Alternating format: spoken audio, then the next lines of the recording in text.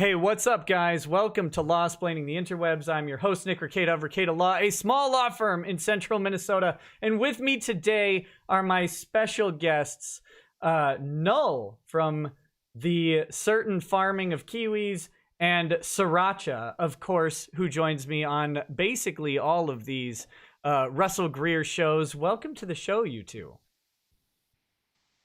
Are we on now? You are on. Yeah, you're not muted. You're not late, muted, or gay anymore. Thank you. Thank you. Thank you for having us here again, Nick. And I realize I say this every stream, but this is truly a great section. This chapter is the actual trial, and then we meet Ken again. Ken, of course, Null. If you weren't here for the first couple of chapters, you wouldn't know. Ken is Russell's lawyer friend who got burned to death by the Russian mob, and also a Hispanic gentleman named Horatio. Yes. What? No. No. Are we on chapter 9 or chapter 11? We're on chapter 9. Chapter 11. Chapter 9. Sorry. Oh, the chapters are only a couple pages long, so well, that's perfect. Some of them are very, very long. Like chapter 6, I think, was like 35 pages long. Oh, jeez. He has consistency issues. The only place where he doesn't have consistency issues is his face, which stays consistent at all times. I mean, the consistency of having the right muscles seems to be off. So, yeah, to catch you up, Null, at this point in the book, because you haven't read this book at all, right? Am I correct? No, I've never looked at it before. Okay. I saw the first 2 pages before the stream, and I commented on his choices of everything. Specifically, my favorite part was he mentioned it was copyrighted by the United States Copyright Office, which is redundant. Anything you make is copyrighted. I guess you can file for the copyright ID, but then you just put the copyright ID. He chose to make it very clear that the United States Copyright Office has looked at this book and probably shake their heads in shame and disgust before filing it away in some dustbin. Yeah. And he does have a copyright on file for this book specifically. But does he have a pending patent? That's the question. I don't know if he does have a pending patent on file for the book. Patent for suing Taylor Swift to try to get her to suck his penis? No, I don't think that's patented yet. I'm referencing Melinda Scott, who in her lawsuit against me very, very proudly boasted that she had a pending patent and she couldn't change her name because of that. Oh, yeah. So Greer needs to step it up. He needs to get a patent pending. Yeah, Nick, this is something you might not know, but Null has been sued, I think, 4 times now. 5. Yeah. 5. 5. It's a 5th one. Oh, I do know. I went on his stream the other day when he was sued again, and then I covered it on my stream. I think that same night, and then I got a bunch of angry comments from Melinda Scott. Oh yeah. Well, she didn't say that she ideated killing you, did she? No, she did. No, she didn't. She didn't threaten to kill me or say that I needed killing, but she did refer to me as a colleague, which might be the death of my career. So, what does she do for a living? Is she a lawyer? She's a former law student. What's weird is that she has 2 different things that she says with that. She says she's either a former law student or an aspiring law student. And it kind of reminds me, I did a stream on a guy from Deagle Nation, Jan Rinkowski, and his character Jace Connors. And Jace would refer to himself as a future former retired Marine, which staggered you when you hear it for the first time. It's like, what does that mean? And then to hear that she's like a former aspiring law student, it's like you need to hash that logical sequence out, because I'm lost. I don't know where the bus took off without me, but it's gone. I'm not on it. Yeah, that whole thing is very funny. Someone in the chat is asking, who is Melinda Scott? Melinda Scott is a apparently crazy woman with some number of husbands north of like 19 before the age of 12. No, I don't. I don't know. Jesus. She has an ambiguous number of former husbands, and her current husband might have pled guilty to pedophilia, some child assault charge. I'm not quite clear on that, but the way it's worded, it seems like maybe she was really mad that people pointed out that he was guilty of a sex offense. So The best way to sum her up is she's a vexatious litigant who's currently suing me because her neighbors have said that she goes around suing everyone. And she claims that I started that rumor in her lawsuit against me. which the I best, think yeah, the best way to prove that you don't go around suing everybody is suing just about everybody. 5 times. 20 So- actually. She's filed 21 suits and has won one of them because Jesus. I don't know why. I think she had a stalker and she got a restraining order. The big Oh, W. okay. Okay, so there's a couple chats, and then we'll get right into the book here. I think that's sufficient introduction. And so the way we do this, Josh, is we alternate reading paragraphs. Typically, we have to comment on we had lots of commentary and jokes because we have to be clear that we are ridiculing everything about this copyrighted created work because ridicule is protected speech and is part of the copyright process, and therefore it makes it a transformative use. So If that makes you nervous, don't worry. There's plenty of things to ridicule here. yeah, so feel free to just bask and simmer in each paragraph and laugh at stuff. If you need backstory, ask questions. Sriracha is an expert on Russell Greer, and we would both be happy to fill you in with any details of the book so far. So let me hit these chats and then we'll jump in. So I've got one from Mithrin Emrys, who says, "Nice to see you torturing Null by forcing him to read Greer's book. I approve." Thanks, buddy. I appreciate that. Rick Nikeda says, "What's the meaning of life?" I think it's ridiculing Russell Greer is the meaning of life. Then Mithrin Emrys again says, "Question, if Scott, being Melinda Scott, and Greer hooked up, would they create the ultimate lolcow, or would it be a harbinger of the apocalypse?" Oh, God. If they hooked up, Yeah. I don't know. What do you get if you mix a Jew and a Latter-day Saints Mormon? Would that be like a Latter-day Jew? Is that what comes like that? That is the Revelation, right? Like that's the entire book of Revelation is all of the dead Jews come back, I think. Really? I think What? That's horrifying. That's the worst thing I've ever heard. I think that's part of Oh, it, isn't it? God. Like that's the day of judgment is all of the people rise back up and the chosen from the book of life whose names are etched on the book of life, which we know all the Jews' names are, at least the pure ones from the 12 tribes. Their names are etched in the book of life, and they come back, and then the God sits in judgment over the living and the dead. So What a yes, nightmare. literally all of the dead Jews come back, and then God decides whether they should be dead again or if they should live, along Why with would he? all the Gentiles, I guess. Why is he bringing them back to life if he's just going to kill them again? You know what? We should maybe do a theology stream on Revelation sometime and talk about it. But I don't know if here's the proper place. But it has a lot to do with Jewish conceptions of death and the afterlife, and what happens when you die.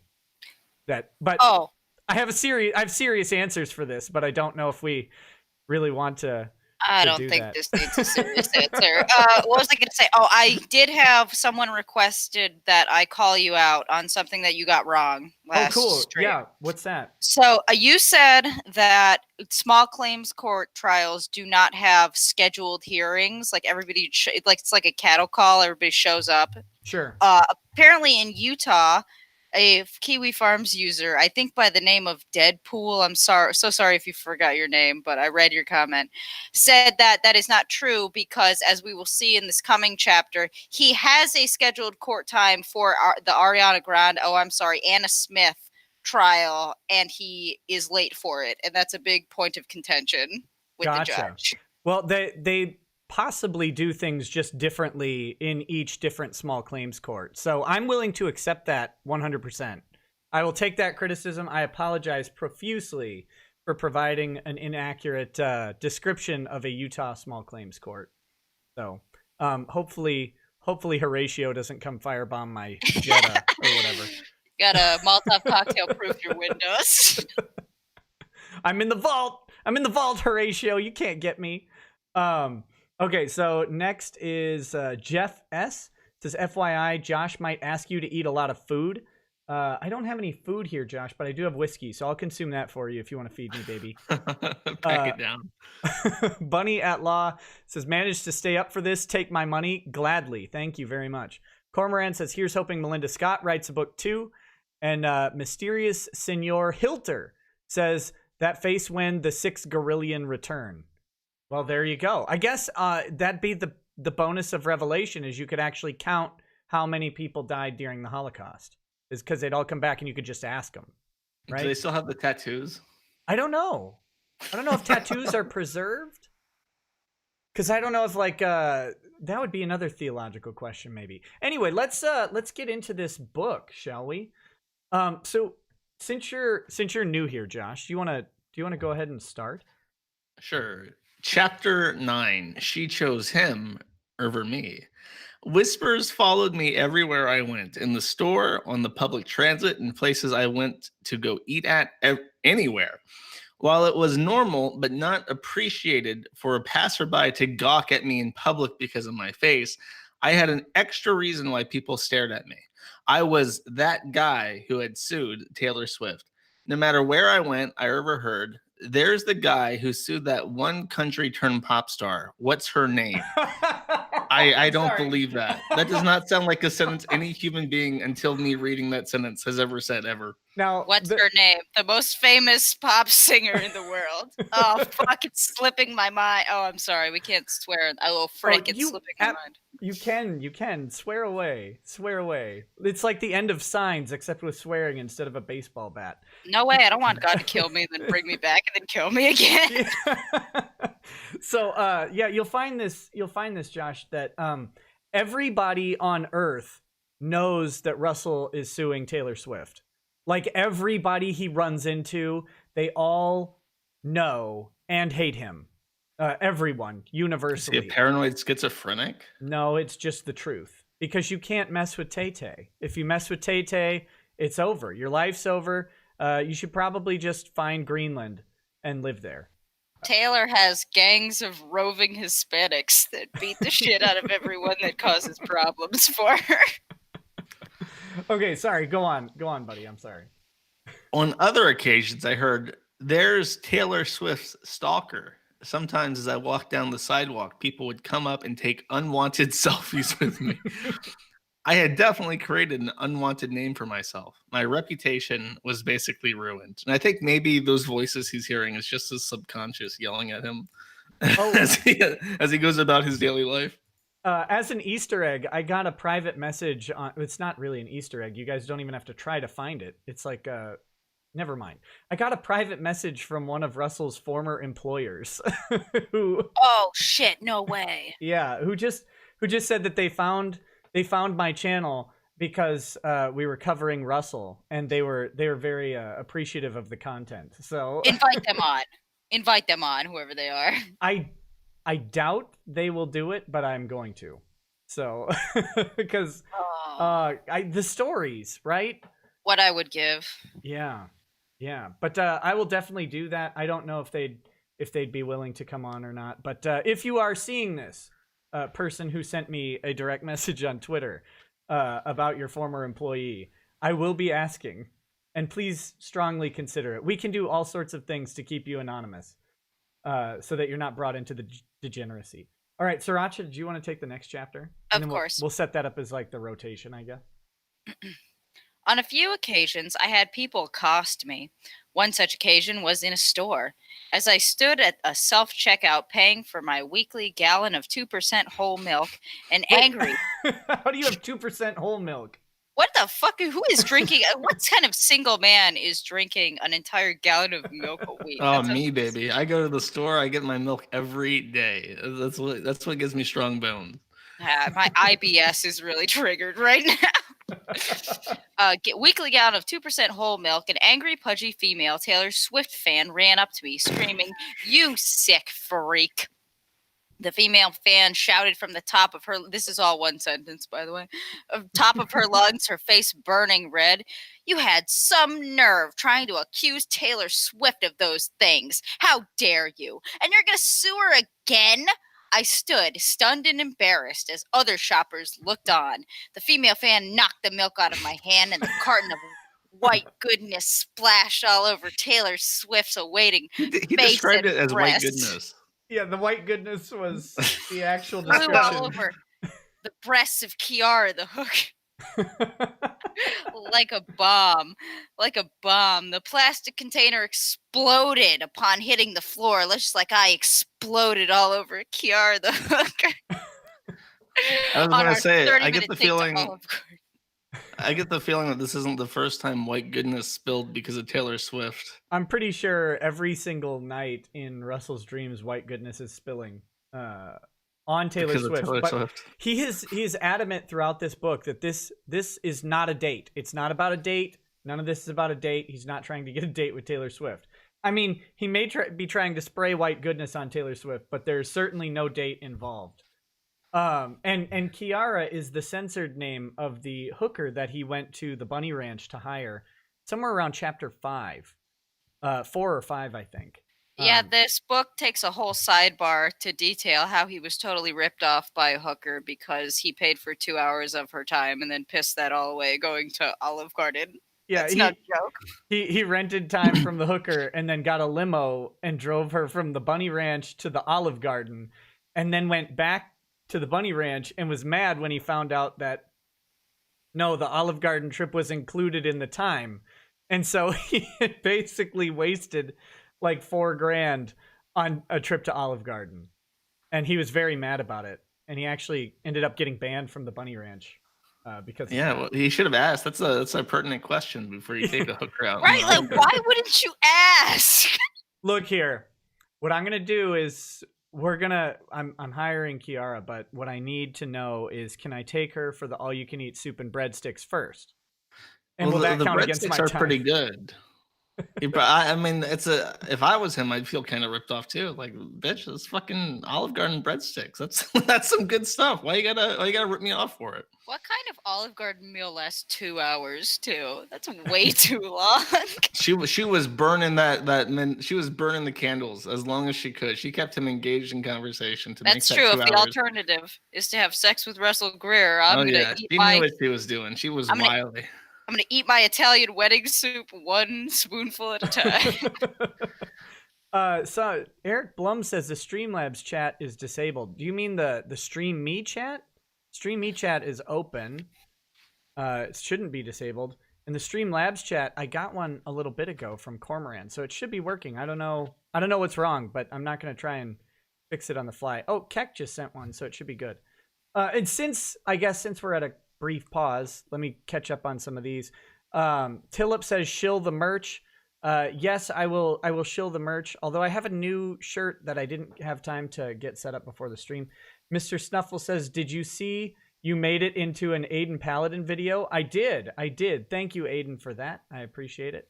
Chris R says, work got canceled tonight due to this poopy Michigan weather, so I actually get to watch one of these live, even have beer and snacks. God is good.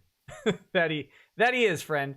Doug Confair says that's Milk's name, Albert Einstein. That Milk's name, Albert Einstein. Okay.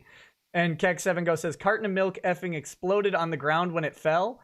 Are your milk containers made out of glass? WTF. Also, hi Nick, hi Sriracha, hi Null. Good morning to you all. Good morning, Keck. Good morning.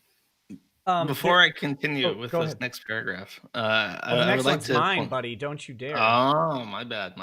But yeah, what's up? Prostitution is legal in Japan, and the logic behind it is specifically that cripples would never have sex without prostitution. So it's permitted. Russell Greer is also suing the state of Utah to force that to happen.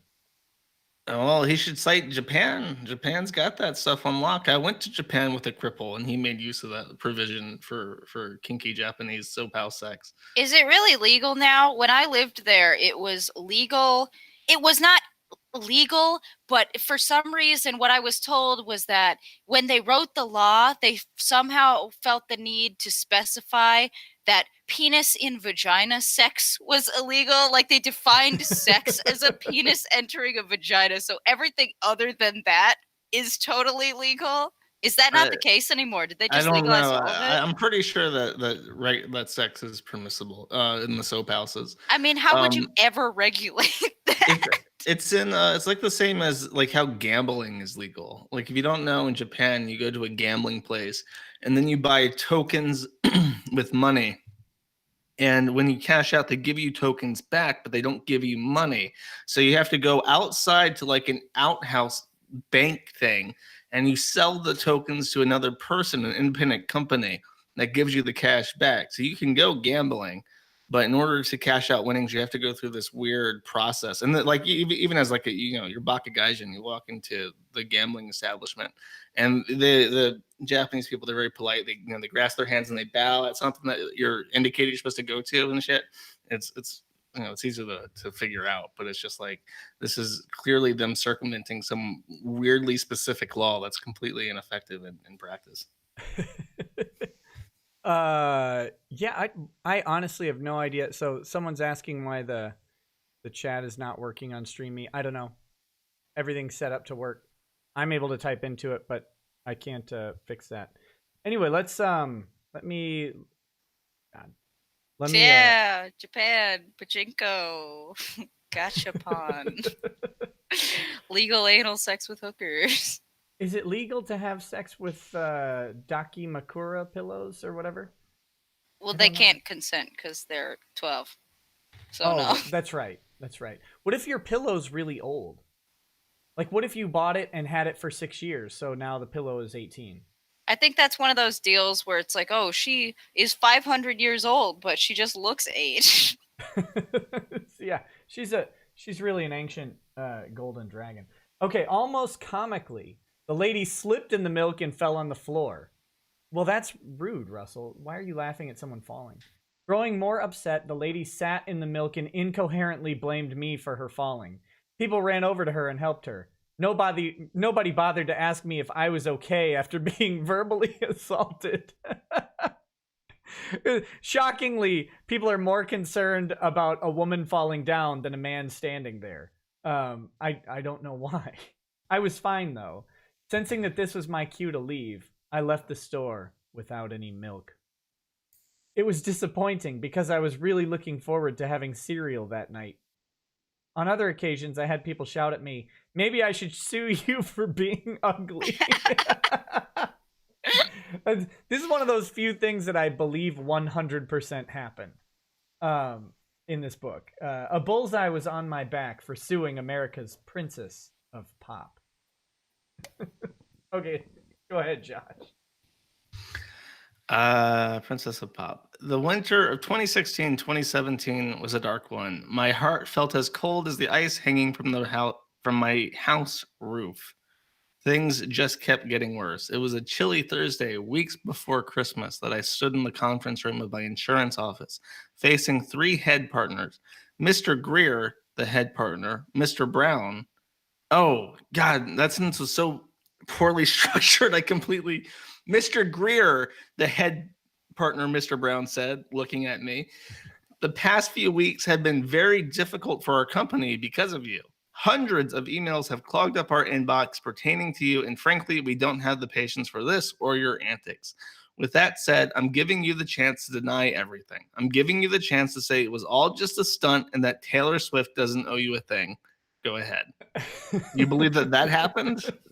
Oh, I 100% believe this happened. Yeah, I think it was probably more forceful than what is being conveyed. Like, you will deny this or you're done. And I don't mean fired. I mean Horatio will come get you. Why would you even give him the chance to deny it? Just be like, hey, you're being a spurg on the internet. Leave. Yeah, please go. Please go. And when you go, you also have to announce that you have left the company and no longer to email us, please. Yeah, or Please, we'll sue you because we're a law firm. I stood thinking and remembering all that I had went through. I had put myself and loved ones through hell because I was truly believed in what I was arguing for, celebrity duty and celebrity influence.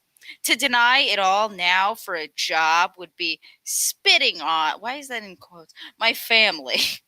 To deny what I had, I think you're spitting on your family all the time, Russ. Yeah, only if your family is present and you're speaking are you spitting. And also everyone you interact with, I think you're to deny what I had discovered to be true would be lying to myself. Okay, and Josh, I'm gonna do that thing that I do when I do Russell's voice is I hook my finger into my lip and I pull it down as far as it can go until I spill drool on myself. You should get a prosthetic. Yeah, where's the lips, Nick? They're right here. Oh, yeet. They're coming. While I'm truly sorry for all I thought accomplished through, I began. Celebrities giving their social statuses owe a duty to the public to have disclaimers. Oh, good Lord! One of the partners cried out, shaking her head.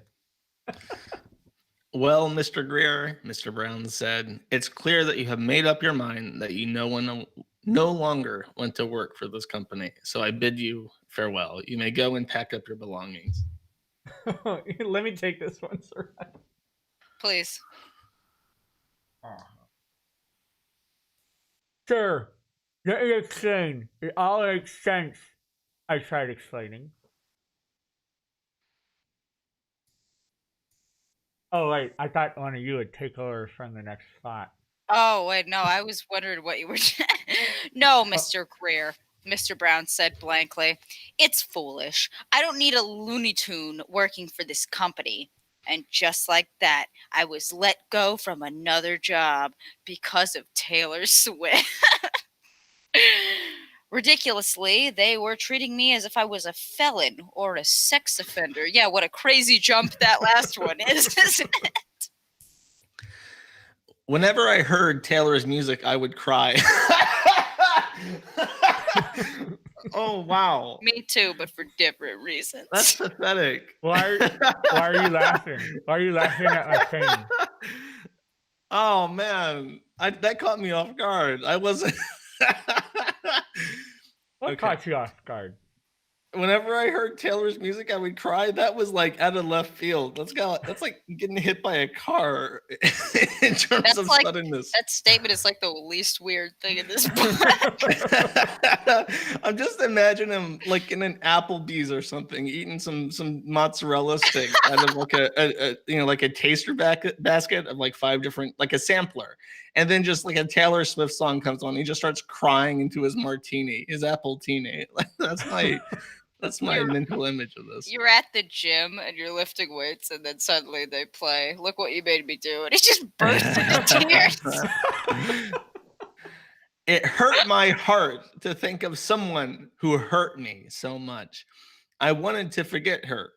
I searched for a sense of purpose. The trial replayed in my nightmares.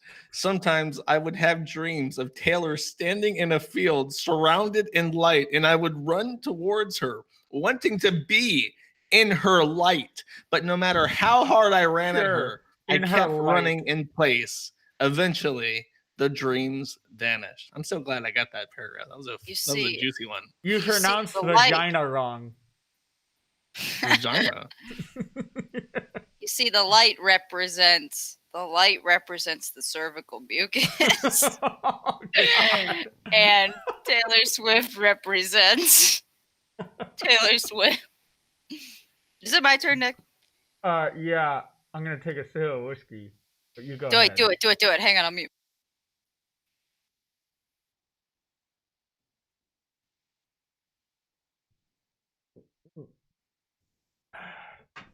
Oh, that's just delicious.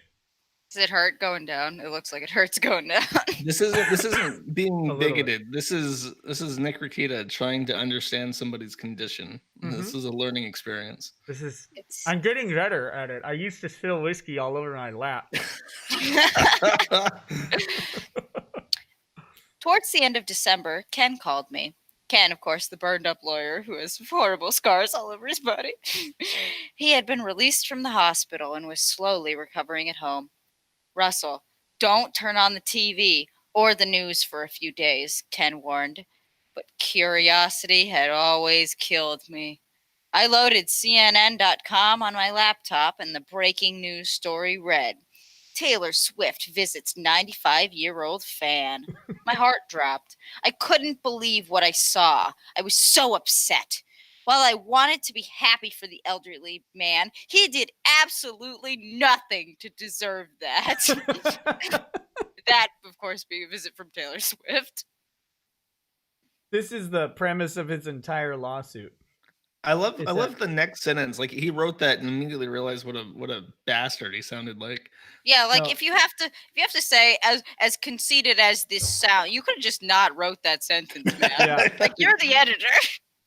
But yeah, so the purpose of his lawsuit is that Taylor Swift was recognizing the gifts of other people publicly by either like giving them a shout out on Instagram or like going, and visiting them or going to prom with some, pimple-faced kid in high school or something. And so for her to visit a 95-year-old fan right after the lawsuit that she probably didn't even know existed ended, was like her shoving a cold steel dagger right through Russell's black withered heart. Which I think she literally does in the last dream sequence of this book. Spoiler alert. As conceited as that sound, it's the truth. I can't mince my words. Well, you can because you're editing the book. But it was almost like Taylor was flipping me off with that publicity stunt. I tried contacting the CNN reporter, Chloe Melas. Is that sounds Spanish, right? Who covered the meeting between Taylor and the old man to tell Chloe about the unfairness. But Chloe simply said, we're too short-staffed to cover your story. The media bias was strong. See, we need to stop doing this pussyfooting stuff where we say we're too short-staffed. Like, his response should have just been, you are like a garbage. You're a human garbage, and you need to stop because this is pathetic. Like, if more people were blunt like that, the world would be a better place. I mean, they probably didn't want to get dragged into court. Yeah, that people meeting. Need to stop being afraid of that too. Just do it. Yeah, just do what's necessary. Just do it. That meeting. This is not sponsored by Nike. That meeting between Taylor and the elderly man proved to be too much for me. Distraught about that, and with the feeling of gloom hanging over me, I decided I couldn't take the pain any longer. Well, we know how this story doesn't end because he did write the book. I couldn't live anymore knowing that my celebrity crush hated me for being nice to her, while she continued to flaunt her fame and visit those who did nothing for her. She simply visited the man because he was old? ? The absurdity and the irony hurt my head. So one afternoon, I got off on a random track stop and sent a cryptic mass text to everybody in my phone. I'm sorry. Love you all, the text read.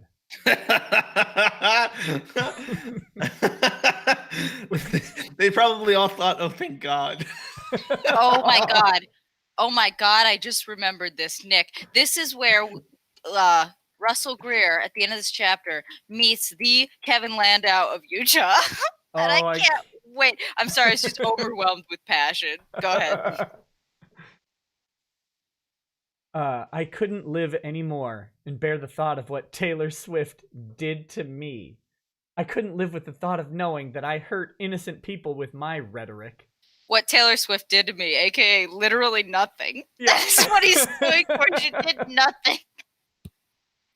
To make things worse, Taylor began dating a no-name British actor who, again, most likely didn't do anything for her.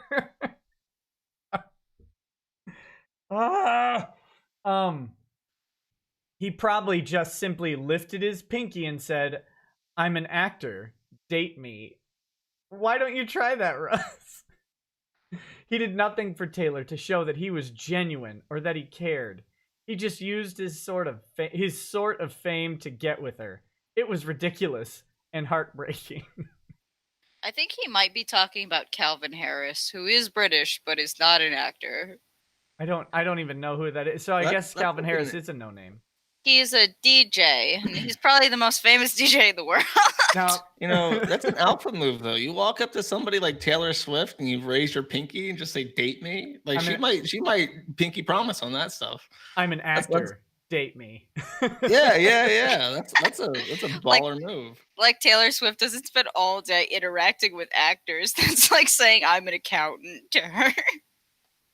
Well, I mean, if you did that, you'd probably have similar success rate. Why does she care? You don't need to support her. That's fucking true. Okay. In the distance, the tracks train quickly approached. The metal train crossing arms came down, lights flashing and bells chiming. Barreling. This is like a complete non sequitur from that previous paragraph. Is he like standing in front of a train? Is this how that connects? Barreling down the track, the train must have been going 60 miles an hour as it pulled 3 passenger cars, all connected to each other. Upon seeing me standing in the tracks, the train driver began blowing the train horn. He is standing in front of the tracks. The train horn. Not in my best state of mind, I walked towards the approaching train, wanting death. The loud screeching. The train brakes were applied, but the train still moved quickly forward. People began shouting at me as thoughts consumed my mind. What does death feel like? Is it quick? What happens after we die? Is it just pitch black, or is there truly life after this? I continued to ask myself questions, preparing myself for the impact. Despite all of my rhetorical questions, I only hoped that suicide would free me from the mental anguish that Taylor Swift had inflicted upon me. As the train continued to come at me, a middle-aged man pushed me out of the way. We both fell to the pavement. Mere seconds later, the train rolled by. What are you trying to do? Kill yourself? The man asked me in a rude, scared to death way. What an asshole. Being rude. I can't believe somebody risked their life for this fucking asshole. Well, no, I gotta do. Kill yourself. I got big news for you. This didn't happen, so don't feel too bad. Yeah. No. This is like. I'm guessing there's not. I guess he wasn't involuntarily committed after this, which is probably what would happen if somebody had to push you out of a train's way in public like this. Probably go to psych or something, and there'd be a record of it. I mean, yeah, that's typically happens when you fail suicide, right? I don't know. Nick, I've never tried. Nick, can you take the last two because it requires? Oh wait, no, there's only one word. Yes, I blankly responded, catching my breath, not believing that I had gotten so close to killing myself. The man studied me, and then an expression formed on his face as if he knew who I was. Because apparently everybody in fucking Utah knows the name Russell Greer. I love the fact that he wrote in here that the guy who saved him from committing suicide had instant regret when he figured out who he was. He wrote that in his memoirs on his own volition. No, that's true. If this guy is alive and well, then he is definitely going to hell because for stopping this natural chain of events. God's like, I had this set up just fine, Walter. He was going to do it himself. I didn't even have to smite him. He had self-smite on. What did Farrah Abram ever do to you, Walter? Wait, did he stalk Farrah Abraham? Oh, yeah, he sued, long story short, this is Spark Notes. He sued Farrah Abram because Farrah Abram liked a tweet of his that said, Farrah, we should go to it. Like, it was some unpaid intern running Farrah Abram's Twitter, liked a tweet that said, Farrah, we should go on a date. She did not proceed to go on the date. So then he tried to sue her for the date. And then, like a dog with its tail between his legs, he ran away, scampering, and shit his pants when he found out that they were planning on countersuing him. Did we... Null, were you and I talking about promissory estoppel the other day? Yes. Yeah. Farrah Abraham liked my tweet. It's promissory estoppel. She now yes, has to I remember at the time that I first read his lawsuits, I had just read in my books about the concept of people making an agreement and some people putting money towards that agreement and then other people backing out after the fact, and you can sue to get that money back because you promised to do something that you didn't do. And then like right after that, I guess we read the same book and he based his entire lawsuit after that concept. And I was like, oh, that's coincidental. Let me get through a couple chats and oh wait, no, there's one paragraph. Here, I'll close left. it out. Okay, yeah, go ahead. You're the guy who was on the news, the man stated. You sued Taylor Swift. I nodded my head, expecting him to go bananas on me like everybody else had, but he just smiled. Oh my God, his name is literally Walter. What? Nick, do you have powers? Can you choose lottery tickets for me? No, I read it. I read. You did? Yeah. Oh, well, fuck you. I don't want your lottery numbers. No, you don't. Not any good. My name's Walter, the man said, and you're ... Russell Greer. Let me say, guys, I must have broken the Stream Me chat. I'm sorry. I guess I have it to subscribers only somehow, and I can't change it on the fly. I don't know what I did. I'm sorry. So I apologize. Yeah, I'll get it fixed next stream. Okay. Danny Rendon says, I want more Sriracha. What's she do outside these streams? She a YouTuber, a streamer, a Twitter troll? I need answers. If you check the description of the video on YouTube, you can see that her twitch.tv channel is linked on there. So go ahead and follow her on Twitch. And then you can follow her on Twitter at delete your account. Or is it at delete your account? I'll put it in. Yeah, no, you're right. I am also a Twitter troll. Here, I'll put it in the chat for you. Yeah. Thank you. That's really nice of you. No problem. And also, I do have Null's website.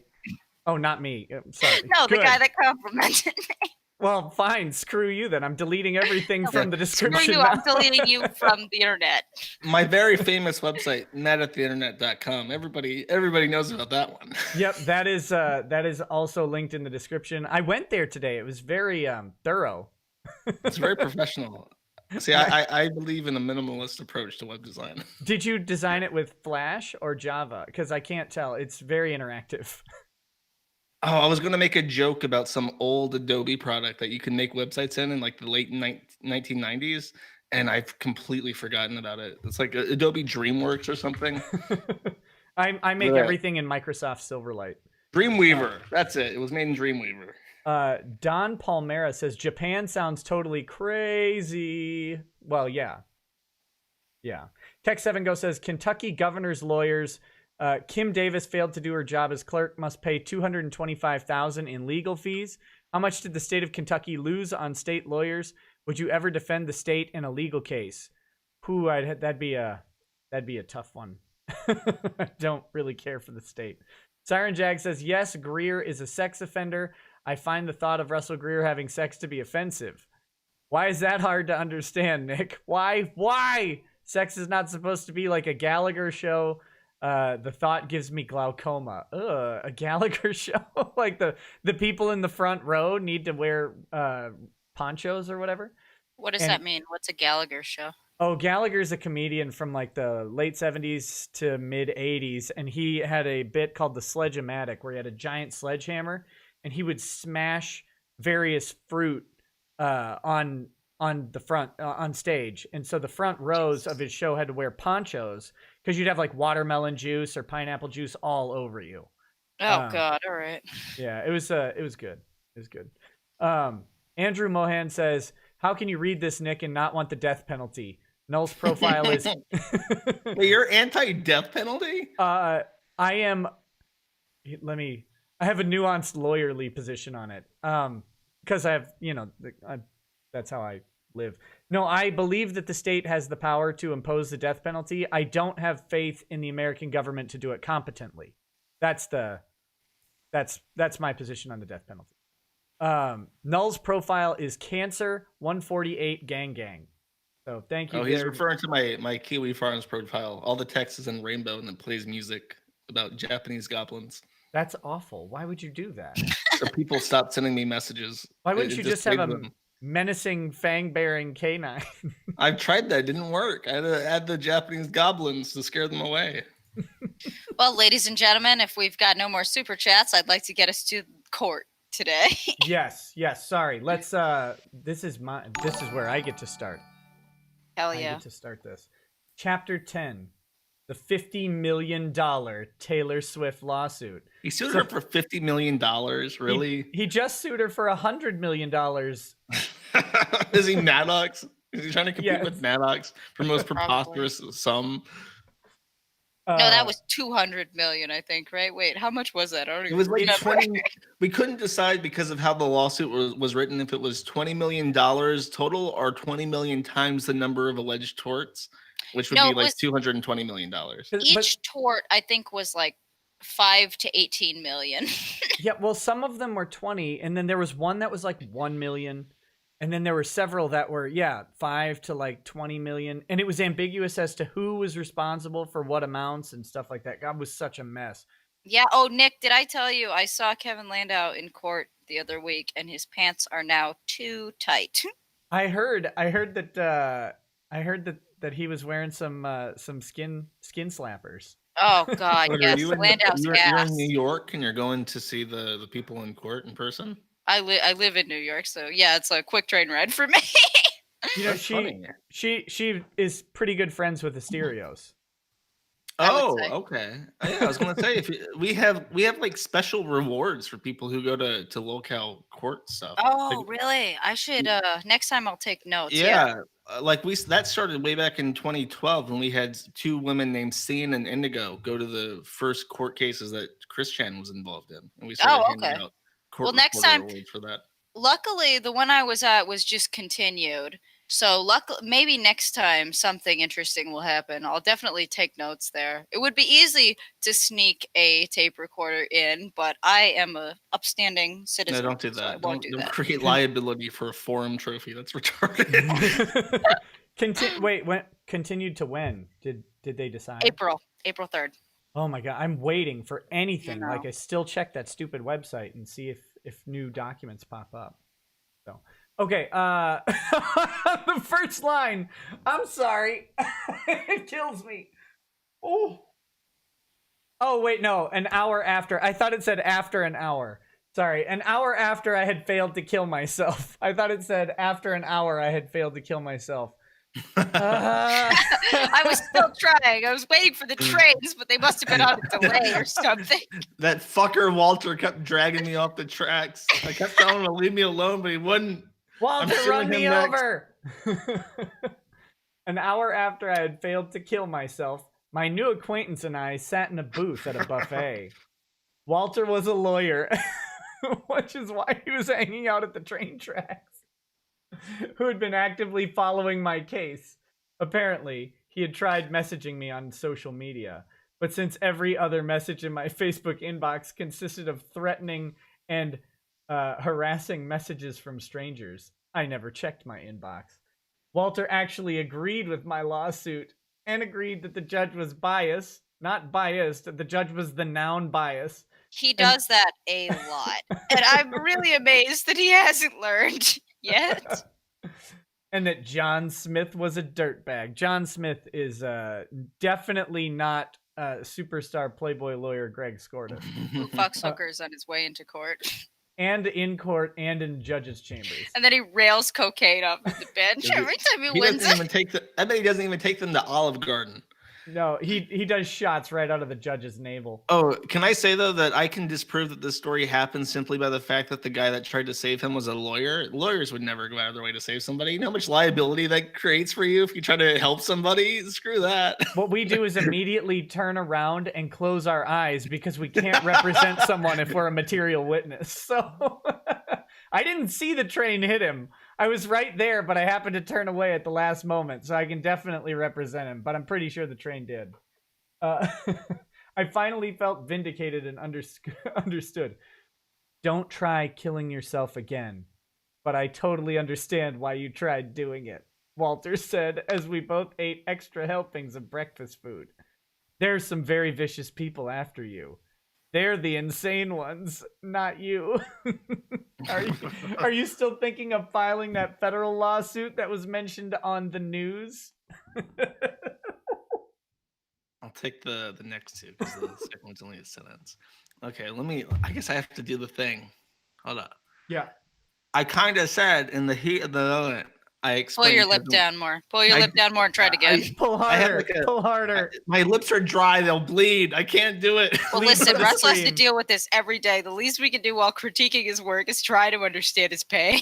Yeah, what? You're telling me to suffer for my art? Is that what you're saying? Yeah, it is. Russell has like 30 years of pain, and you're complaining about a chapped lip? Come on. I am. It's really dry. I don't want to break it. Oh, jeez.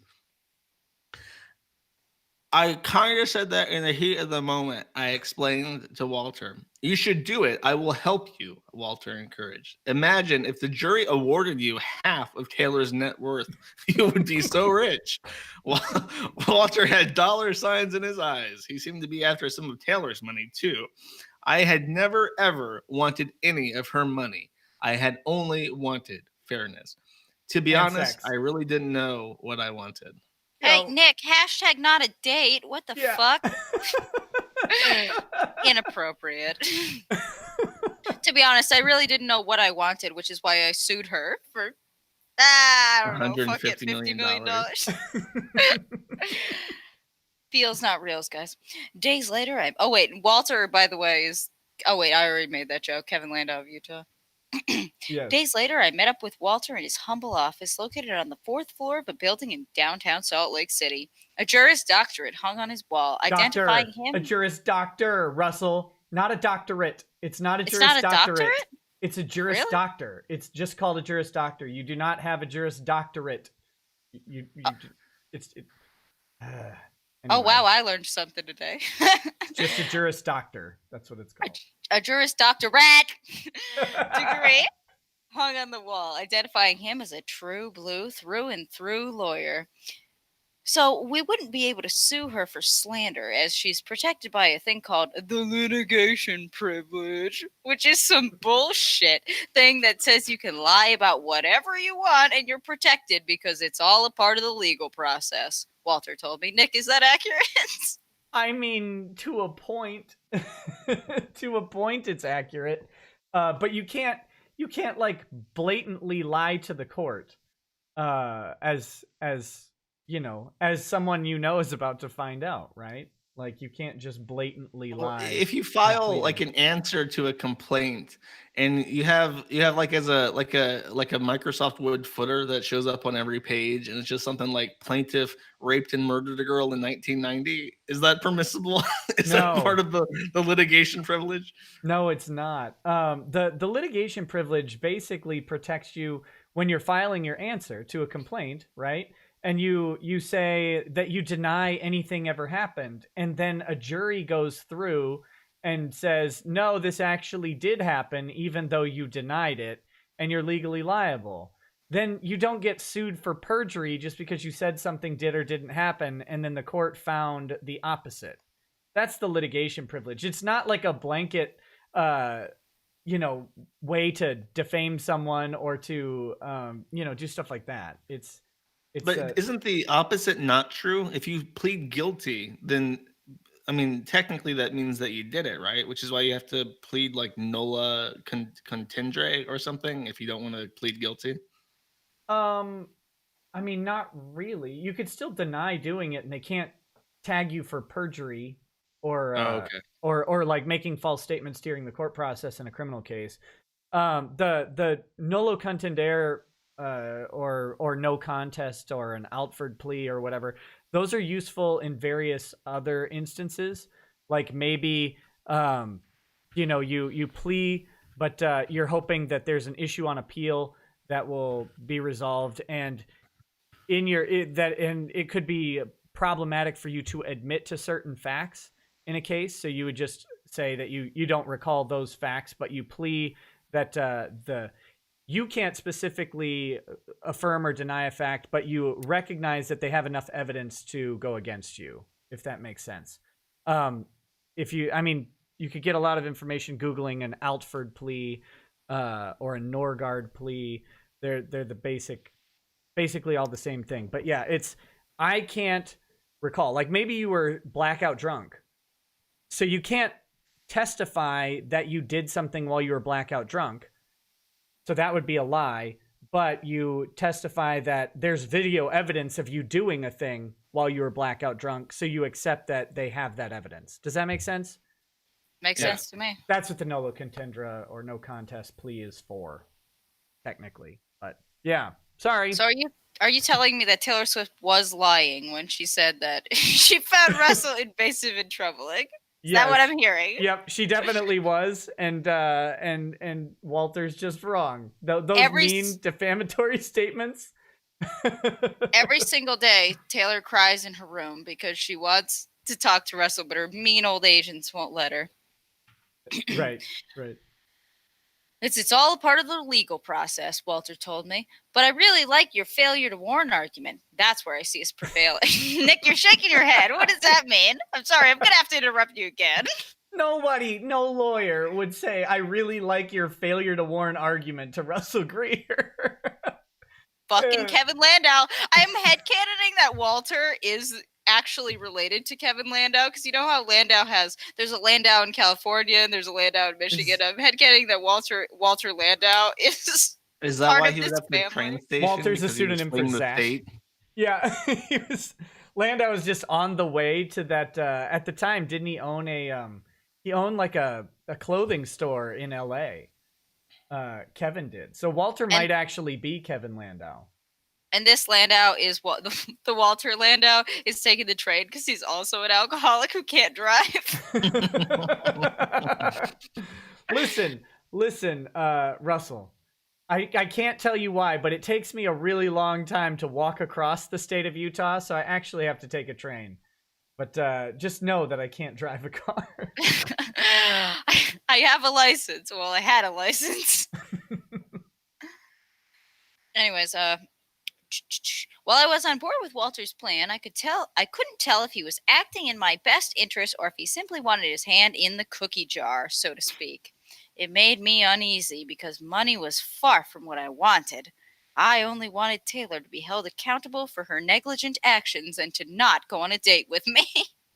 Yeah, how are you going to hold her accountable if not by money, Russell? That's what money in lawsuits is for.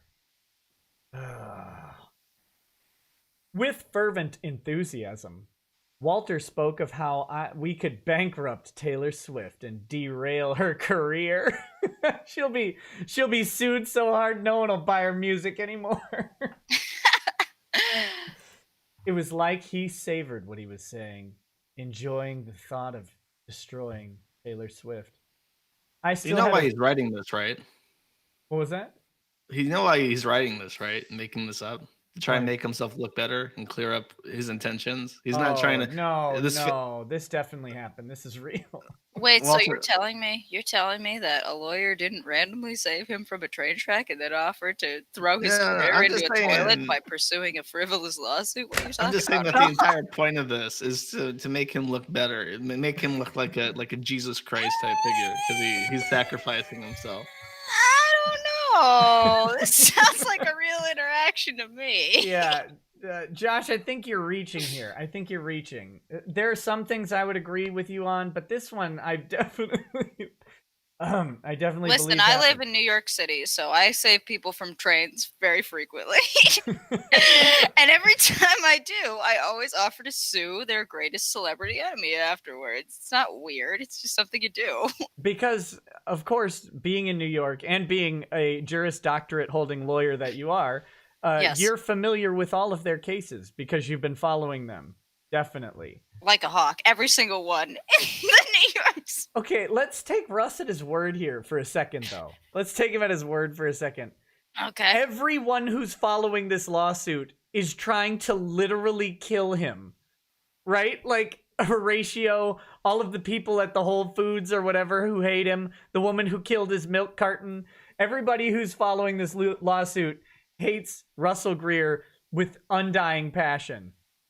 One guy comes up, saves him on accident, is like, oh, you're that guy. Is like, I actually know you're that guy. I've been following your case. Russell should immediately distrust him based on the law of numbers alone. Like, if everybody hates me, this guy should also probably hate me.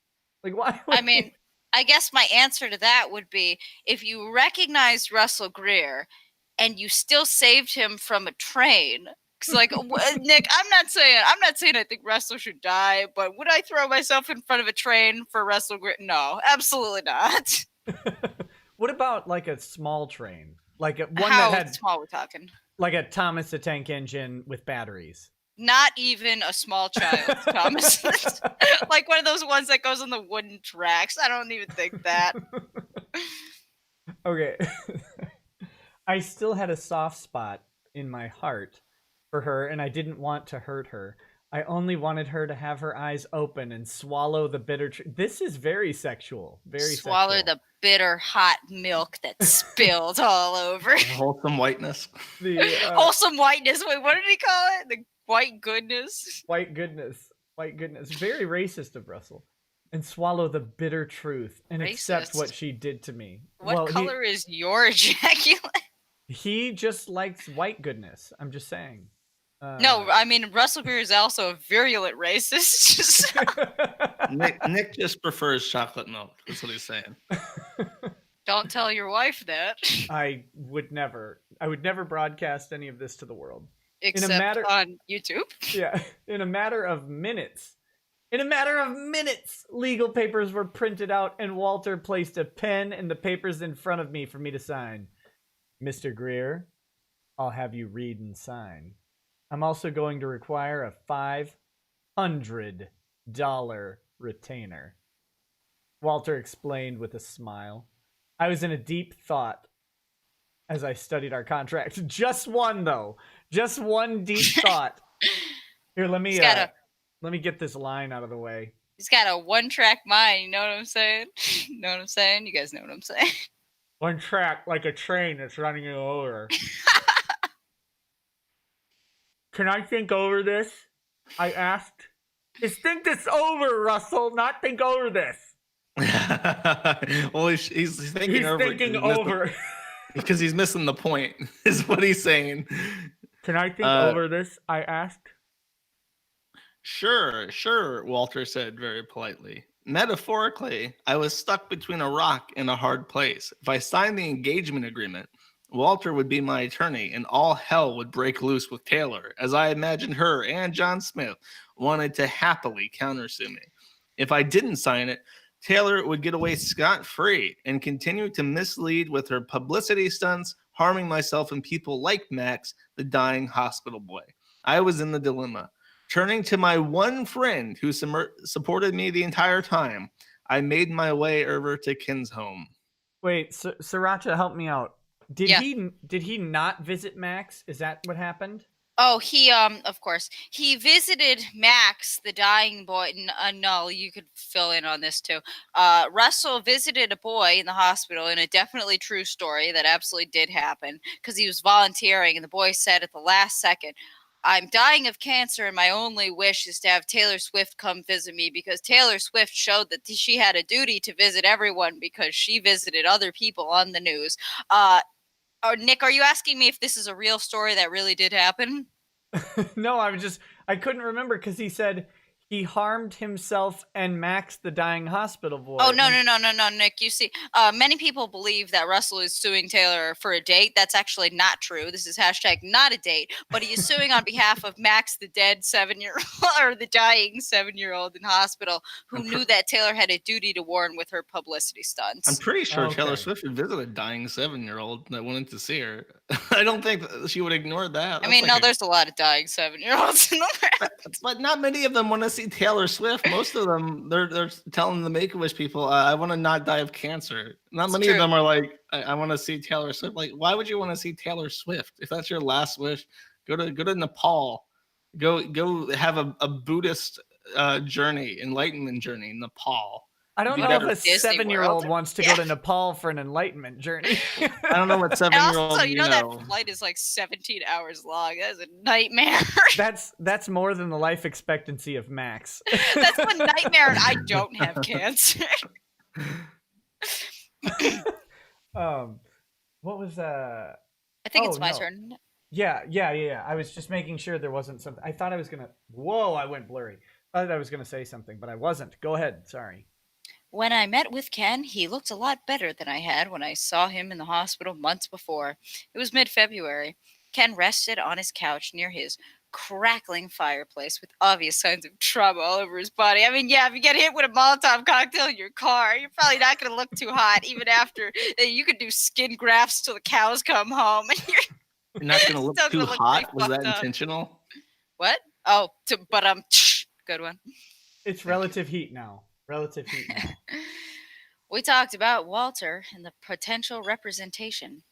There's no guarantee that the news is going to cover this fairly, Ken cautioned. We saw how that all went. Sitting silently, Ken gathered his thoughts. Russell, you have an inspiring story here. You're an underdog. Everyone loves underdog stories. Instead of spending your entire life in a courtroom battling Taylor Swift, write about it. Write a book about the entire Ken, man, Ken really is the troll we don't deserve, but the one that we do need right now. Thank you, Ken. Here's Thank to Ken. you, Let's all take a sip of our beer.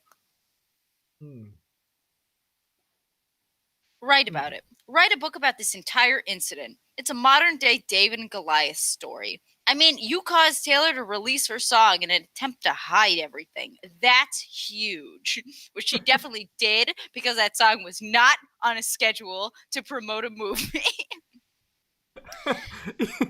Here's what you did, Russ. Here's how effective you are. You forced Taylor Swift to release a song and make millions of dollars. You slightly upped the release of a song with with Taylor Swift and also a member of One Direction up a week or two. Russell, that's power. That's power not even God himself has. You could do more good with this book than another lawsuit will. I agree. Yeah. I agree. He's much more effective in the book. I love I mean, I'm having a lot more fun reading the book than I am listening to Taylor Swift. Hey. No. Just kidding. Sorry. Writing had always been my passion. I couldn't believe that I had never thought of writing the entire incident out. My thoughts turned away from suing Taylor Swift a second time to publishing a book about why I sued her. After all, nobody understood my cause of action. There was no guarantee that my second lawsuit would be covered fairly. As I developed the book idea more, I wanted the book to influence people and not just be an explainer sort of book. During my brainstorming, Walter would continue to call me and email me, asking if I had made a decision. Asking if I had any booze, and could he borrow my car? Walter, if you're out there, because if you're still trying to get in on that sweet Taylor Swift settlement money, and you're out there, Walter, I need you to contact me. I need Walter. During my brainstorming.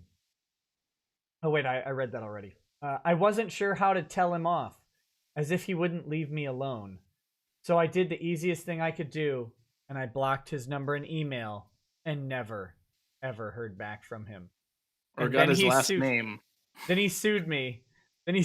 For failing to make representations that he would respond to my emails.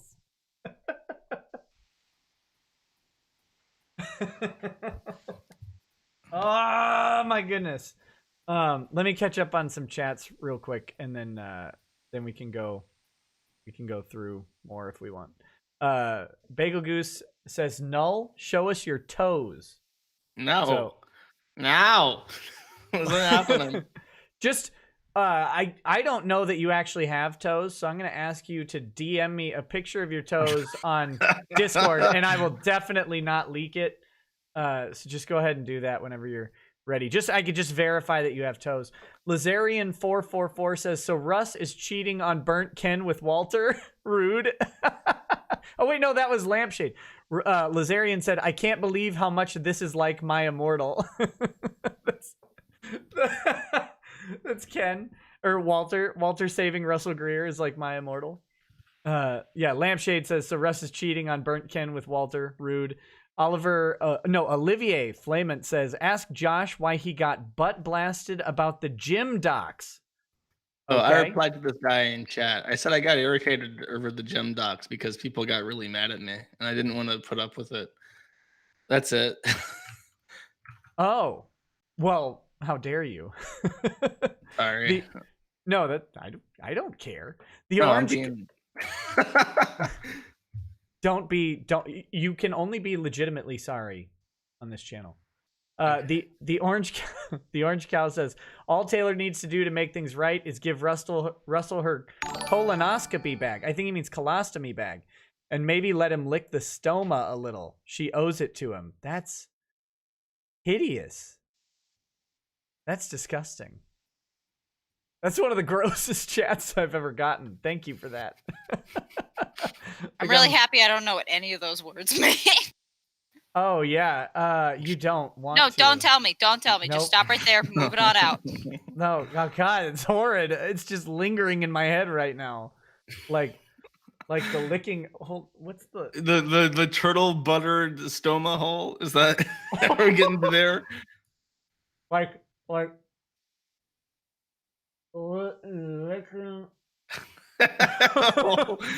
Somebody's gonna clip that and make it their Twitter avatar now. I don't know why you would do that. Nick, you have a really long tongue. not long enough. Not long enough to get into that stoma. Oh Ugh. god, it's Puke. That is- Puke on stream. Puke on stream. The No. orange cow, that is filthy, man. That guy from that thing says, thank you for alerting me to the racist behavior of my toaster. I'm seeking legal recourse for bread losses amounting $32.60. Will you represent me against your... Oh, we're taking... What brand of toaster do you have? Is it an Oster toaster? We're taking those scumbags all the way to the bank. Bagel Goose replied to you, Null. He says, you dirty feeder, show us your toes. So the toes need to happen at some point. And then Landon Mackinjames says, the ultimate display of cuckery, paying $400 to take or $4,000 to take a hooker to Olive Garden. Also, Null, let's see those toes, Daddy, please. We want it hard. No, it's not happening. Being accosted. That's foul. Should we go ahead and read chapter 11 while we're here? Yeah, it's the whole book is less than 10 more pages. Yeah, we might as well wrap it up, right? Let's do it. Let's wrap it up like we're going on a date with Taylor. All right, chapter 11. My ultimate bigoted backstage experience, and that sounds like innuendo about some ebony homoeroticism. All right, the colorful stage lights illuminated off of me as I sat in the third row, dressed in a suit near the stage at the Vivint Smart Home Arena in Salt Lake City with a group of other fans who had purchased VIP backstage passes to meet and see a famous female artist. It was mid-March. Due to this artist's lawyer sending me letters warning me not to put her name in this book, I will refer to her as Anna. Anna, a popular, young, beautiful, Grammy-nominated artist, strided out onto the stage with her background dancers. My heart raced as I saw her in person. The tickets had cost me close to $1,000, but I had spent all of that money in a desperate attempt to get Taylor Swift off my mind. I figured acceptance by another celebrity would get me over my depressed Taylor Swift thoughts. Kind of like how I went after Taylor to get over Murphy. Kiara the hooker. Kiara the hooker. Kiara. Her name's Oh, Kiara. yeah. I never, definitely that one's censored. Wait, Yeah. why is a woman's name Murphy? Can you explain this to me? Murphy Brown. Have you never heard of Murphy Brown? No. What kind of name is Murphy? I've never heard a woman named Murphy my entire life. What kind of last name is Moon? It's a good one. Thanks for asking. It's Korean. The president of South Korea is named Moon. Thank you very much. Really? Did they kick I'm not up to date on my Korean politics, obviously. Yeah. Also, isn't the head of the UN Ban Ki-moon? I wouldn't know. That's We don't know. current- We don't know the answers to these The current questions. We shitpost Secretary on the internet General all day. of the United Nation from South Korea, Ban Ki-moon. I guess I don't keep track of the UN. I don't respect its existence. It's an illegitimate international organization. I agree. I agree with you. And just as an FYI, my boomer powers have fixed the Stream Me chat. I apologize, Stream Me chat, for neglecting you for so long, but you have to factor in that I'm a complete idiot and just couldn't figure out how to fix it. Also, the menus on the Stream Me settings are ambiguous. I had to turn it on to trolls mode. I put it on sub only too, because it's like a switch, and it indicates that the right side of the switch is to enable non-subscribers to post, but it's actually the current setting on the left side. I remember doing that on accident too, and then once you set it that way, it changes like 4 other settings too, and you have to go through and switch them all off, and it's a pain in the ass. Yeah, I don't have to worry about that anymore. You went ahead and got yourself thrown right off. I had to turn off audience participation on my Twitch channel because everybody kept saying the N-word. You should stream on Stream Me, where apparently you can just say whatever you want in the chat, and Twitch can't touch you. Listen, I've already been banned from Twitch once. I don't want to get banned again. Guys, chill out. I find I got one more sentence, and then we can. Oh yeah, sorry. While Anna was very beautiful, she had a reputation for being a snob, but I don't judge people without meeting them, so I didn't care what other people said about her. He literally wrote an entire book judging Taylor Swift, and then says he doesn't judge people without meeting them. Have you ever met her? Of course not. If he was ever in the presence of Taylor Swift, there would be a saliva goo colored covered photo of her immediately after. Like a ticket to meet her in person, like he did with Ariana Grande. I don't know. No, Taylor Swift does not do meet and greets, as far as I know. You know, I did a meet and greet once. How was it?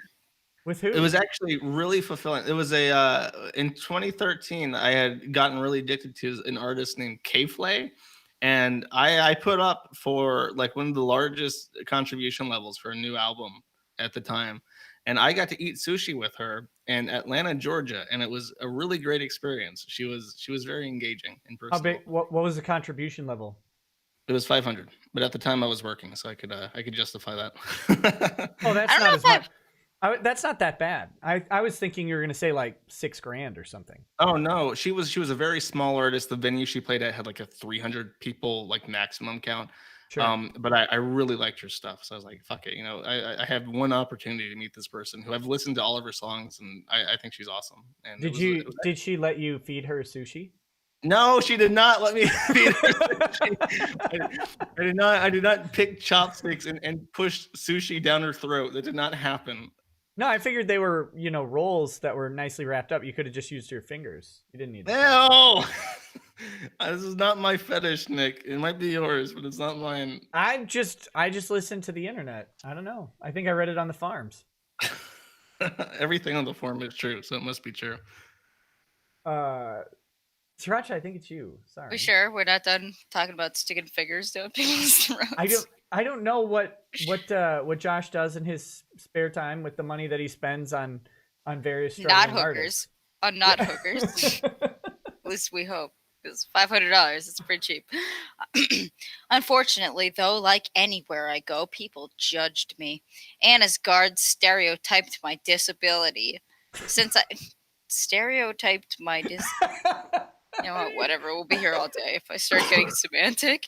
Since I sat on the edge of the third row, I sat feet away from 3 of Anna's security guards. The guards laughed at me and mocked my disability. They talked amongst themselves about apprehending me because I appeared to be drunk. I wanted to ask Anna a question about being a songwriter for her, but I was frightened that the guards would assault me, so I didn't get the chance. Oh, let me fill in a couple blanks that I'm sure everybody has in their brain right now. There is a fantastic, Nick, you and I should read through this at some point. There is a fantastic, somebody actually showed up to the trial between Ariana Grande and Russell Greer, which ended up obviously being John Smith and Russell Greer.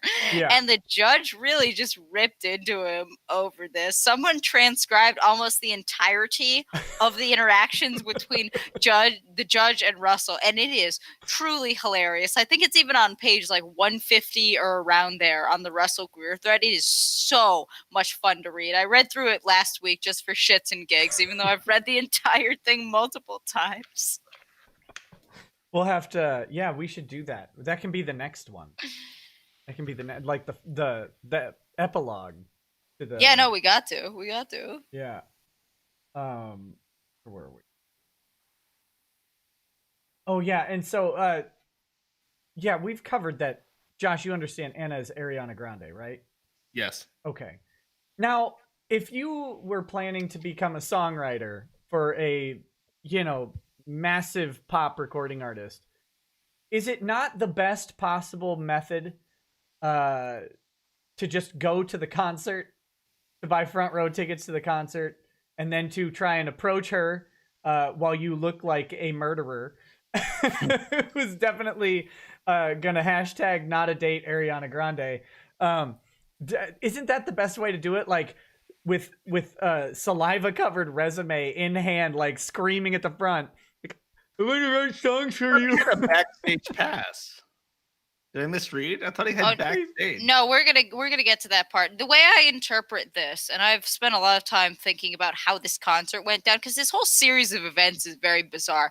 The way that I'm interpreting this is that Anna Smith or Ariana Grande first she came out and she did a little like meet and greet with the fans, and then she went backstage and everybody got the chance to take a photo with her and talk to her. No gifts were allowed, by the way. That becomes important later, so remember that. It was an explicit condition of buying the badge that you could not bring her a gift, because they don't want anybody stuffing flowers with rice in and handing it to Ariana Grande before her concert. And then after all of this, she puts up with all of this bullshit. Then she has to perform for 2 hours.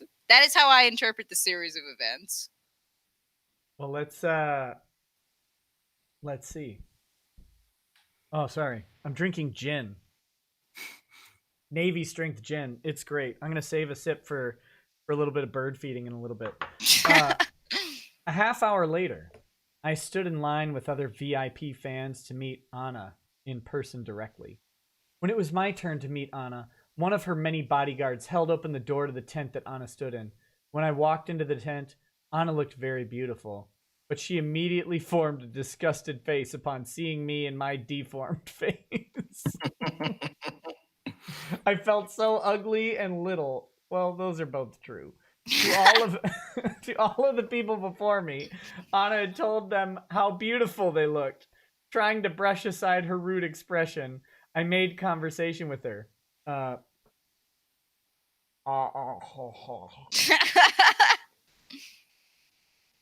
Hey, Anna, just so you know, I'm the guy who got you flowers, I said to her, hoping for a warm response. But Anna stared at me the same way Austin Powers had stared at the mole on the mole's face in Austin Powers 3. Chop it up and make guacamole. Yeah, because she was probably thinking about how much ricin you stuffed to those flowers. Oh, jeez. I don't know. I don't believe that happened. I'm gonna be the conscious objector. I'm gonna say that is a misrepresentation of what had happened. I saw that. I hope the audience, did you see that? I saw that. I failed. No, I was talking. I don't know what he did. Did you, Nick? Can you focus on your camera and do that again, please? I think the audience missed it. Yeah, the audience thought, "Oh, it's still dripping. Oh, it's disgusting." I have to lick the gin off my fingers. Just like Russell licked the white creamy goodness out of Kiara the hooker. Oh God, it was disgusting. This is a Christian stream. I don't know why yeah, you're bringing that here. shit. That's right. I'm going to hell. There's nothing more. Oh God, that was worse. There's nothing more Christian than licking the stoma. Ow! cease and desist. Whose turn is it? Whose turn is Josh. Together, the pop star and I looked at the camera. Trying to be smooth, I put my arms. Ew, this is unwarranted contact. Trying to be smooth, I put my arms slowly around Anna. Unsurprisingly, Anna made a weird noise, like a "don't touch me, you freak" noise. Well, if it's unsurprising, why the fuck would you do it? Why? What? Wait. I want to this. I'm going to reread this. Unsurprisingly, Anna made a weird noise, like a "don't touch me, you freak" noise. Next sentence, I couldn't believe it. Unsurprisingly, next sentence, I couldn't believe it. Well, what the fuck? One of these statements is false. You have made a situation where one of your sentences is wrong, Mr. Greer. Wait a minute, but like trying to be smooth, I guess because he's taking a picture with her, so he has permission to at least be in proximity. But trying to be smooth, like I think he literally thinks that I did a meet and greet with Ariana Grande. If I just go ahead and grab her by the hip, right? Like, we're definitely going to get married and have babies within 9 months. Like, yeah, what was he thinking? Was he sitting there like, oh man, this is definitely where she's looking for a dude to hook up with after the show? The fan meet and greet full of 12-year-old girls? Well, you should know that the way you attract pop stars is you hold out your pinky and go, "Are you an actor?" then they can't reject you. Yeah, Russ, why don't you use the "I'm an actor" line? You almost killed yourself over it a chapter ago. You'd think that would stick in your memory. Like, at this point, there should just be a train track following Russell around, waiting for him to jump back in front. So somebody in chat posted, "Unsurprisingly, 2% whole milk." I couldn't believe it. Okay. After the picture was taken, Anna looked at me with a disgusted look and grumbled, "Thanks for the flowers." My heart was again trashed by a celebrity. I couldn't believe it. For the second time in this paragraph, something couldn't believe it. Slowly, as I shuffled out of the tent and went to a bathroom and cried. I was half tempted to leave and not stay for the show. To make a long story short, I went to the concert and my place was right next to the stage. After the concert, I again was assaulted by the guards verbally and physically. My right to an enjoyable evening was stolen from me because I looked differently. But since I had gone through hell with Taylor Swift, I didn't want to start a commotion about Anna.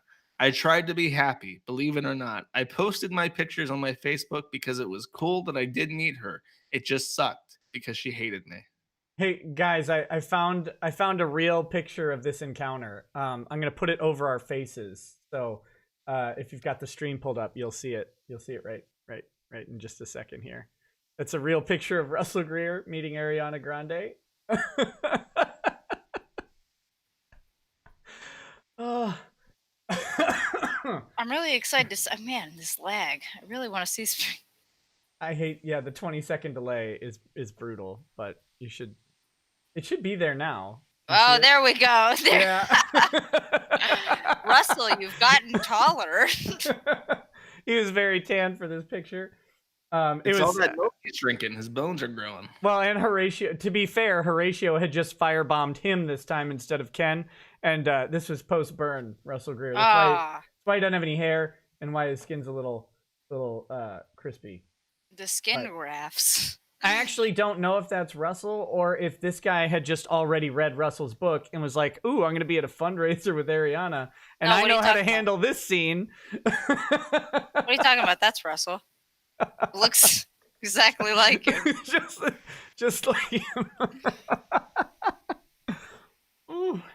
Oh, that's a man of the cloth, ladies and gentlemen. Weeks later, when the backstage meet and greet photos were available for viewing, I was stunned to see Anna passionate in every picture except mine. She had a disgusted look in my picture. It made me sick to my stomach. I tried talking to her manager about the entire incident, but amazingly, Nick, believe it or not, she ignored me. Who could have possibly predicted? Even though I was given his direct email, I'm sure you were giving that and you didn't find it on some fucking stalker website. Like some Kiwi Farms. Yeah, no, is this lawyer on Kiwi Farms? Or is this management on Kiwi Farms, Josh? It might be. Her manager is secretly Melissa. The word duty came to mind again. Amazing. All of my I'm sensing a theme. All of my past research processed through my head, and the calculation formed in my brain that Anna had failed to provide a safe environment for a disabled person, per Utah law that requires places give disabled people equal rights in places of amusement. The word place was in that sentence about 6 times.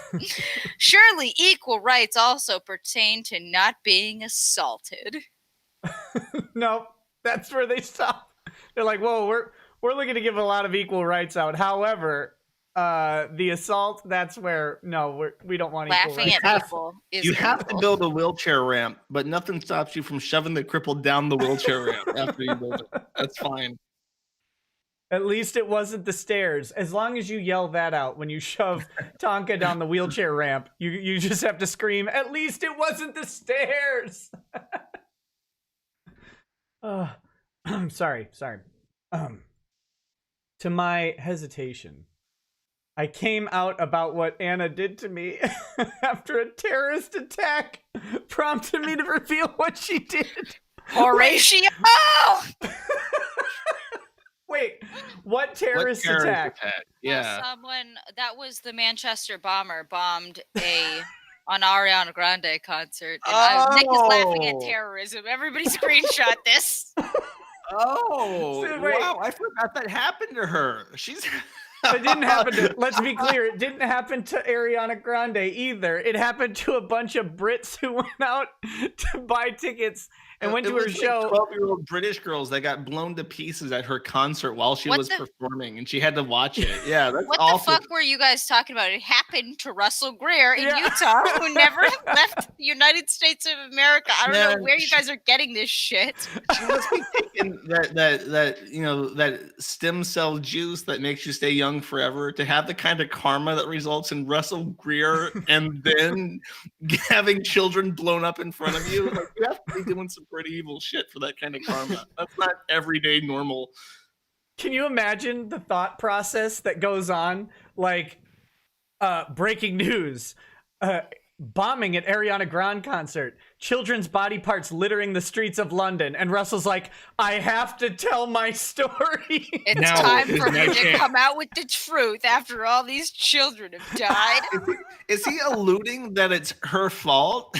Like, yeah, obviously. I can't take it. What is oh my gosh. I'm sorry. Ooh. Who started it, Null? I need a minute. Oh wait, we're still on this. Who was reading that chapter? Or that paragraph? Okay, we're not at the middle. We're still at the beginning. I'm sorry. Okay. I felt obligated to hold her to her higher duty that public policy dictated. See chapter 1 if you don't know what I mean by public policy. I sued her because her or her manager never offered any explanations or apologies or fellatio. Since the guards were under her control, because again, we know that Ariana Grande is the one dictating orders to her security guards. Yeah, not the security company that she hired. She's the security expert. She is Kevin Costner, and she is telling them what to do. She also orchestrates terrorist attacks. It's like how he attributes every malicious thing that happens to him as a direct coordinated attack by Taylor Swift. It's like, these people got other shit to do. They don't even manage their own concerts. They got other people for that. They don't even read their own emails. He thinks Ariana Grande is fucking Saddam Hussein.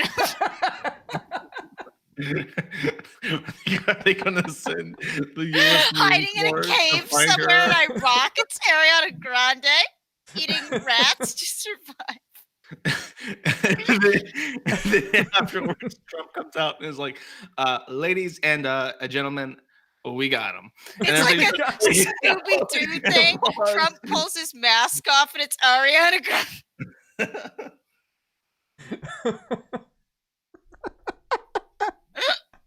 After Ariana bombed all those children, she dug a hole in the middle of London and just hid in it for 9 days. And Russell was like, she's gone too far. Oh my god. Okay, since the guards were under her control, she was liable. She was the one running the shindig. Nope, that's the manager. Manager, several layers of separation between pop star who sings songs and looks pretty, and people actually making a show function, selling tickets and managing security. Yeah, he That's did use. Word. He chose that word. That wasn't you making fun of him. That's what he said. That was an unironic shindig in the wild. Steve Irwin would be proud. To some, it may have seemed like I was truly litigious. No, Russell, why? She was the one. Oh, wait. But on the contrary, I just wanted celebs to put their money where their mouth was.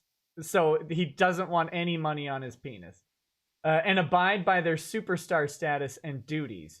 Psst, read chapter 1 if you don't agree. We're on chapter 11. I'm pretty fucking sure we read chapter 1. We didn't skip. I mean, it's well, kind of... to be fair, you did. You skipped all the way to 9. Well, that's because of extenuating circumstances, okay? I mean, to be fair, it's kind of nice of him to assume that if you read chapter 1, you definitely subscribed to all his weird bullshit, so you could just put it down in the bookstore. Don't invest your money. It's like, oh yeah, no, go back and reread if you guys forgot about the batshit insane things I said in chapter 1 that you agreed to. Early August came, and I felt that I had a very good shot at winning since the harm had happened directly in the jurisdiction and I had solid evidence. What evidence? What evidence? There's no evidence here. To my confusion, though, I somehow showed up half an hour late to the trial. The time got mixed up in my mind, and I had hired John Smith. He was on a warpath to bring me down. The judge was different than the last trial judge, but this judge, just like Judge Harris, had reeked of BI, kind of like BO for body odor, which is short for bias. For bias. BO body for? odor. BI bias. It would just be B. It would just be B, Russell. It doesn't need to be short. If you include the periods in the acronym, it is the exact same length. You did nothing. You actually wrote an entire sentence to explain what BI means instead This of just judge bias. Reeked of BIAS, which stood for bias. It wasn't even a trial for Anna, though, like it was supposed to be. I didn't even get her in the courtroom. She promised me. She promised me. Can he sue her for not showing up in court? Was that promissory estoppel? It had unfairly turned into a trial against me for irrelevant things I had said. I had written stupid comments on my Facebook, and John Smith, like the scumbucket he was, purposely twisted my words, and I almost got arrested in the courtroom. Oh my God. He really fucked up, buddy.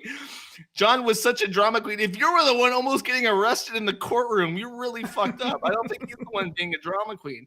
You know, yeah, as somebody who has a lawyer in my family, I happen to know, and I'm sure you guys both know, that Facebook is the best way to win your case. People will confess to the dumbest shit on Facebook publicly, and you just yank that off and say, look, he said it. He pled guilty on Facebook. I win. Actually, the reason why Russell almost got thrown in the clink at this trial was because he posted on Facebook that he was going to, I believe I'm saying this verbatim, but someone is going to correct me, kick Greg Scortis' ass. And also that there was, quote, going to be blood in the courtroom. Oh my God. That's not smart. How do I How do I send I don't know, how do I send milk to Russell Greer? Whatever happened to you corresponding with Greg Skordas? Is he gonna come on the show? I miss him. I don't know. I don't know. He's got hookers to beg. He stopped answering me, and then I got very busy and haven't followed up. So I will. I mean, after this stream, I'd stop answering you too. I'll mention this here since it's more topical. I mentioned this last time I talked to Nick. There was a while where he was threatening to sue me, and I kept saying, "Do it, do it." Russell, and then Russell, not Skordas. Skordas was not threatening to sue Greer. Right? It was threatening to sue me, or threatening to sue my company or something. And he just kept saying it. And at a certain point, I was just like, "Oh no, don't throw me into the briar patch. I would be torn to shreds in the briar patch." And he never did sue me, but I was kind of taunting him to do it because I had emailed Skordas and I said, "Look, I have no money whatsoever, but this guy's like a creepy weirdo, and if he sues my company, I can't even answer it pro se because of how that works." And I was like, "Would you be willing to represent my company pro bono, or seeking relief seeking your money from him if we won, if he were to sue me?" And all he said in reply was, "It would be my pleasure," sent from my iPhone or something. That was the entire message.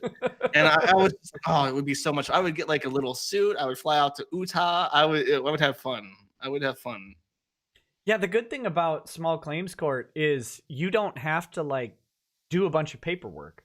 I mean, you can, but for the most part, it's all done on oral pleadings, right? Like you file your initial complaint, which is usually just a disaster because it's written by a non-lawyer, and then then the people go in and they just hash it out. They get a court date right away. So I'm sure Skordas probably would love to just go in and make fun of Russell in court without having to do any like heavy lifting on drafting documents and stuff like that. Somebody asked in chat, can he be forced to fork over Bitcoin assets? I don't know what Bitcoin assets you're talking about. I have literally 0 Bitcoin. I don't even know what a Bitcoin is, sir. Preposterous accusation. What? I don't believe Bitcoin is real. Good news, because it's not. That was is real, not Israel. So just so we're clear on that. Just make sure. Yeah, we wouldn't want to say that on. Okay, so is it? Wait, Sriracha? Is it you? Good God, whose turn is it? Hang on, where are we? Unsurprisingly, John again.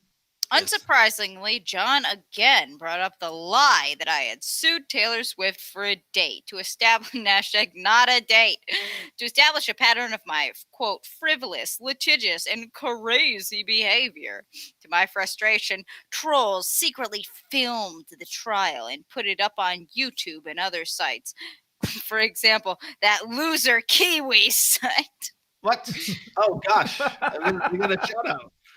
Yeah, no, but in this book, it's the Kiwi Orchards. It's not the Kiwi Farms.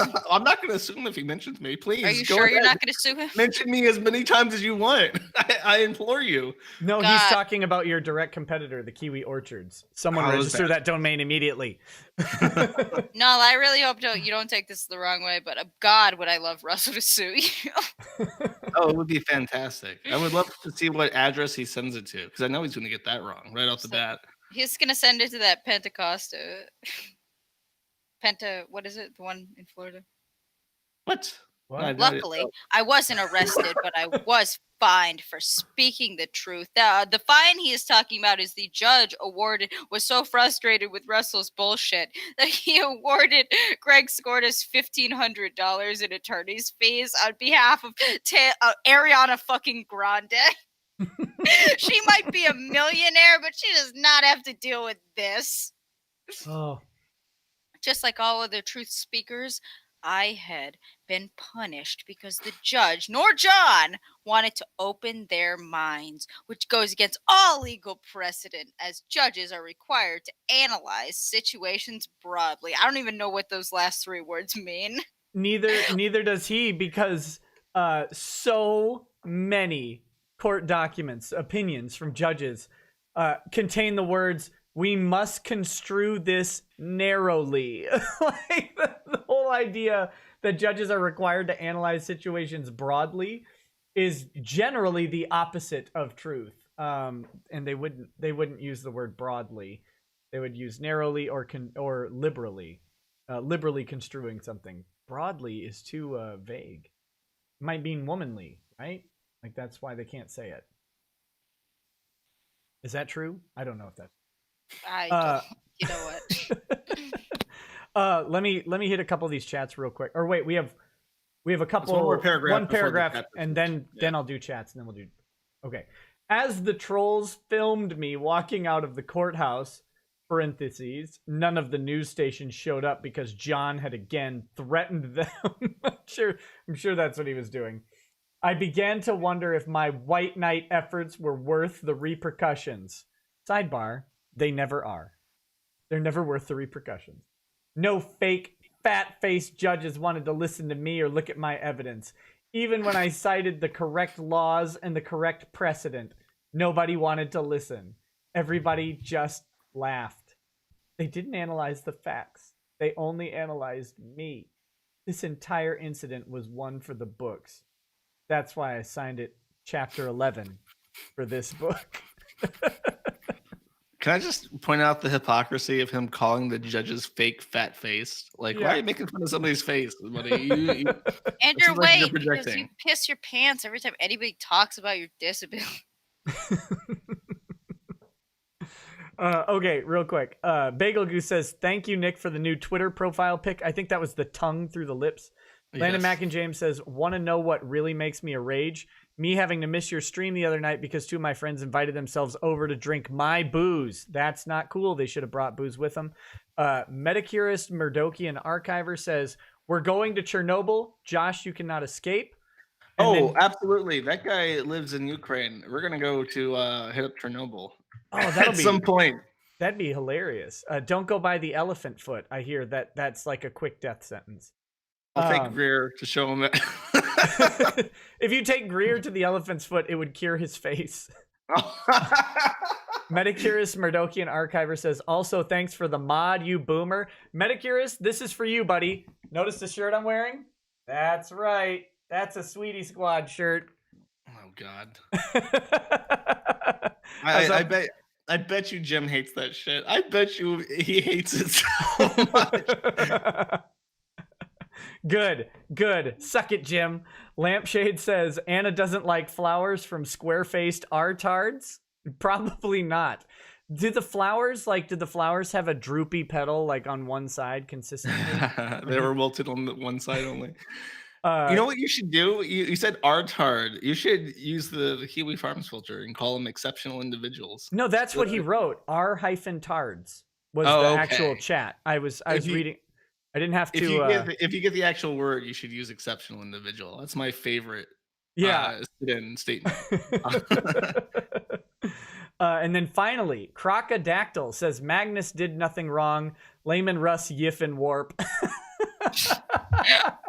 I never considered that Layman Russ is definitely a giant furry. Oh, that's disheartening. That's really depressing. The biggest furry, truly tremendous. All right, so is it my chapter? Who finished that? No, I just finished that. You're up. Yes. Chapter 12. I like how there's like precisely 3 paragraphs for each chapter, so I always get to open it. It's very princely of me. Chapter 12, quick blurb on the overhyped Colorado DJ trial. I also really appreciate that all of his chapter titles includes Irver in some context, so I get to trip it up each time. Towards the end of the summer of 2017, Taylor Swift was on trial for probably the dumbest case I've ever seen. No figure. No figure. I'll contest that.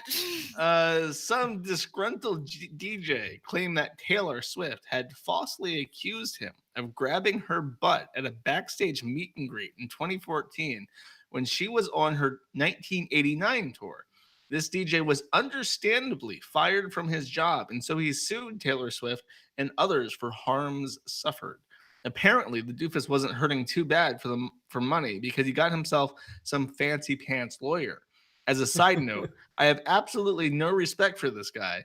That all aside, it was a he said, she said case. Well, I'm glad that even after he got metaphorically stabbed in the heart by Taylor Swift, he still white knights for her. And her ability to destroy people's lives with random claims. Nick, what happened in this trial? I did not pay attention to this. I have no idea. I'm sure it was just dismissed because the guy couldn't produce any evidence. Oh wait, no. What did? Why happen is in this? he suing because she grabbed her ass, or he grabbed her ass? I think he was suing her for defamation. She she must have claimed produced- that he grabbed her ass and that got him fired. Yeah, so he sued her for that, and I think they just produced a picture of like it's from the front, but it really looks like his hand is. Let me find it. We have the internet. DJ grabs Taylor Swift butt.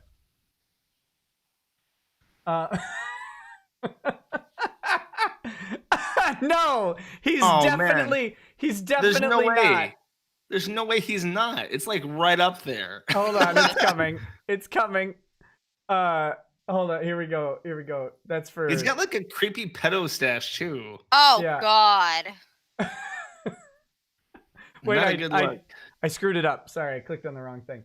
Yeah, there he is, guys. That's him definitely not grabbing Taylor Swift's rear end. Where is his hand if it's not on her ass? That's what Yeah, I is he would like- ask if I He's was. either hover handing her or it looks like it's right over the crack too. Like that's where it's placed. Looks like he's going for the full Elmo with that one. I mean, I really like that these courtroom drawings of Taylor Swift look nothing like her. Oh my gosh. Look like a 40-year-old character actor on CNN. She countersued for $1.01, says Lampshade. Lampshade, who is not a he. I apologize, Lampshade. I apologize. Laughably, the guy had no evidence. I read through his complaint months before. He was grasping at straws, just like he was grasping at Taylor Swift's sweet thong line. I felt so sorry for Taylor and her mother. Not sorry enough because he wished her mother would die of cancer. Get wrecked, bitch. Since they had to go to trial for the weird DJ. Even though Taylor hurt me, I believed her in this case. She had no reason to lie. In fact, with everything explained in Chapter 1, public policy dictated that Taylor Swift be an example and tell the truth.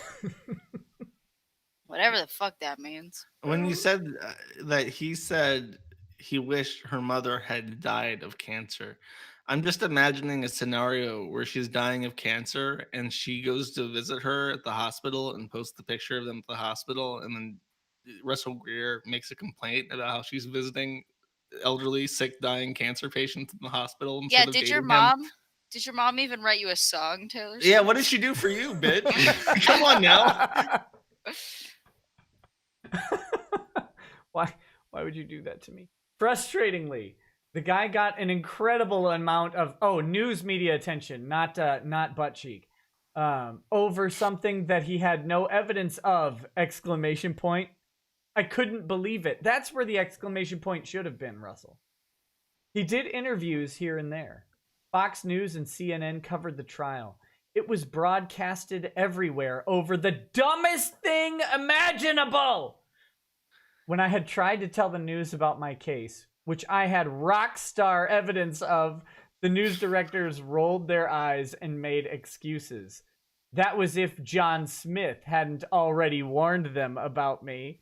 The logic for allowing a hokey lawsuit to be covered internationally, but disallowing a lawsuit to be covered that I had solid evidence and arguments for, made very little sense. Now, interestingly, Sriracha, correct me if I'm wrong, but earlier in this book, was he not complaining that his lawsuit was getting international coverage?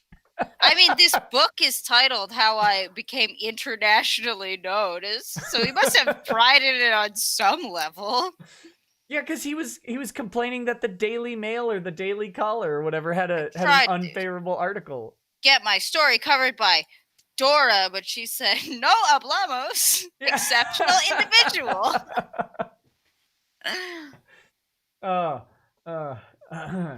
Made very little sense. Unlike the DJ, I didn't want my 15 minutes of fame. I only wanted to bring awareness to an unfair situation. But my character was assassinated. and I ignored when I came out about the truth. Really, it all fell back onto the automatic believability that stems from one having a lawyer and the other, me, not having counsel. The media reminded me with their coverage of the DJ of how biased they were. If the news wouldn't listen and report, then my book would tell all. Dun, dun, dun. And we're in the last chapter, guys. And this chapter is the end. The story has ended actually 2 chapters ago. Yeah, Lucky But number 13. he doesn't know how to end this book at all. This is about, I think this is personal motivation or something. Is this my turn? Nope. Nope. Go ahead. Mine. I am the prince of the chapter opening. That's true. of the stream. 3 paragraphs. Chapter 13, Fighting the Taylor Swifts in Your Life. Oh, geez. As I sit back in my chair at my desk, hands rested beside my laptop, I contemplate the past year. It's October 2017, a whole year since I had decided to sue Taylor Swift in what started out as an attempt to get her attention to the situation. Little did I know that the entire thing would backfire on me. Little did I know that I would discover that Taylor disliked me. Little did I know that I would reach infamy internationally in every time zone. Little did I know that I would lose friends, housing, and employment over this. And little did I know I would discover things about myself that I probably wouldn't have discovered if none of this had ever happened. It's been about 10. No, I'm sorry. Go ahead. No, I'm just dying. I'm trying not to audibly laugh. I can't. Okay. I'm just imagining him the way he describes it. Okay, sit upright in your chair, and then put both hands on your desk and stare forward intently in contemplation. That's what he's doing, and I just imagine him with his his default facial expression, just like staring ahead intently in like somber, self-righteous fury, thinking about the last year and how badly he screwed himself over. And that's my head picture for that paragraph. Yeah, I mean, he has shockingly ruined his ability to do anything ever. Like, you feel bad for people, or I do. I feel bad for people when the internet like tries to ruin their life to some extent. I don't really feel bad when someone does something that ruins their life without the internet's help at all. Well, it's like you look at internet drama and stuff and what affects people in their daily lives. And like me hosting the forum and the things people say about me, it affects my life. But on the plus side, the one thing I can say that's never happened to me is I've never been arrested and I've never filed vexatious litigation. And like nobody wants to risk knowing or associating with somebody who fires off random lawsuits, because even if somebody's like a nasty person or has a nasty history, the second they become like an active threat to the people they talk to in terms of legal situations, like that hurts your reputation more than anything, I would think. That's why I'm always surprised when I see people like not to bring this back to Maddox, but that's why I'm so surprised when people like still support Maddox and are like, yeah, he was right or whatever. It's like you realize that if you were in the same position, he would do this to you. That this is his response. Yeah, LA is a hot car though, so if you're in there, you're gonna die together.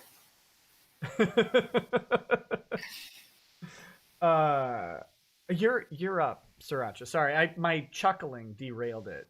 No, you're fine. It's been almost 10 years since my high school jail experience. Oh yeah, by the way, no, he went to jail at the beginning of this chapter. It's not important. What? It was yesterday. I can still remember being a scared 18-year-old boy standing in front of the black and white height measuring device, having my mugshot taken by a deputy. I can still remember my jail cell door slammed tight and the sound it made when it electronically locked. I can still tell you who the inmates were in my pod and what they looked like. As if playing on repeat, I can still tell you when I saw Taylor Swift on the jail TV playing within my eyes. Playing within What? my eyes. When I said that, when I went on that tirade and said that I've never been to jail or been arrested and I've never sued anybody, what did he go to jail for? I didn't think that he had actually gone to jail when I He said went that. to jail for maybe writing a kill list and also maybe bringing a gun to school. What? Yeah, we didn't have one of his high school classmates on earlier. We had one of his paralegal course classmates on. But basically, what Russell might have done is he might have gone into a bathroom stall and written down a list of people that maybe needed to die by name on the bathroom stall wall. Like he might have allegedly done that and then gotten arrested for it. And then through some serious legal chops gotten out of it. And not his chops, obviously. His chops are paralyzed, but the legal chops of someone that his foster family hired and paid quite a bit of money to make it go away. But yeah, How old is he? Like right now. He's in his late 20s, I think. 26, 27. Oh, so this is like post Columbine, post 9/11. Yeah, don't do that. don't make kill lists at school. You will go to jail for it. And also maybe all of the people on the kill list were females that he wanted to date. I mean, we're getting out into crazy town now. I know, it doesn't sound believable based on this narrative we've been reading, but I remember when I was in high school, I went to Niceville High School, so maybe it's just because it was just such a nice place. But I remember we had one Muslim girl who wore a hijab, and she had a massive circle of friends, and everybody adored her because she was different. Everybody else was like 99% white school. And then I remember there was like a crippled kid who was a bit weird, and he walked with crutches, and he had a girlfriend that was normal. So I think if you're just not shit, you can get a girlfriend in high school. I don't think life is that hard. I don't know if you understand the caliber of woman that Russell deserves. He I'm deserves. saying that he seems nasty. I don't know, like, what makes somebody so nasty? Because he's been nasty for a while. I don't think you get it, Josh. Russell will only settle for Ariana Grande. Oh, okay. He'll settle for her. So he needs a 10.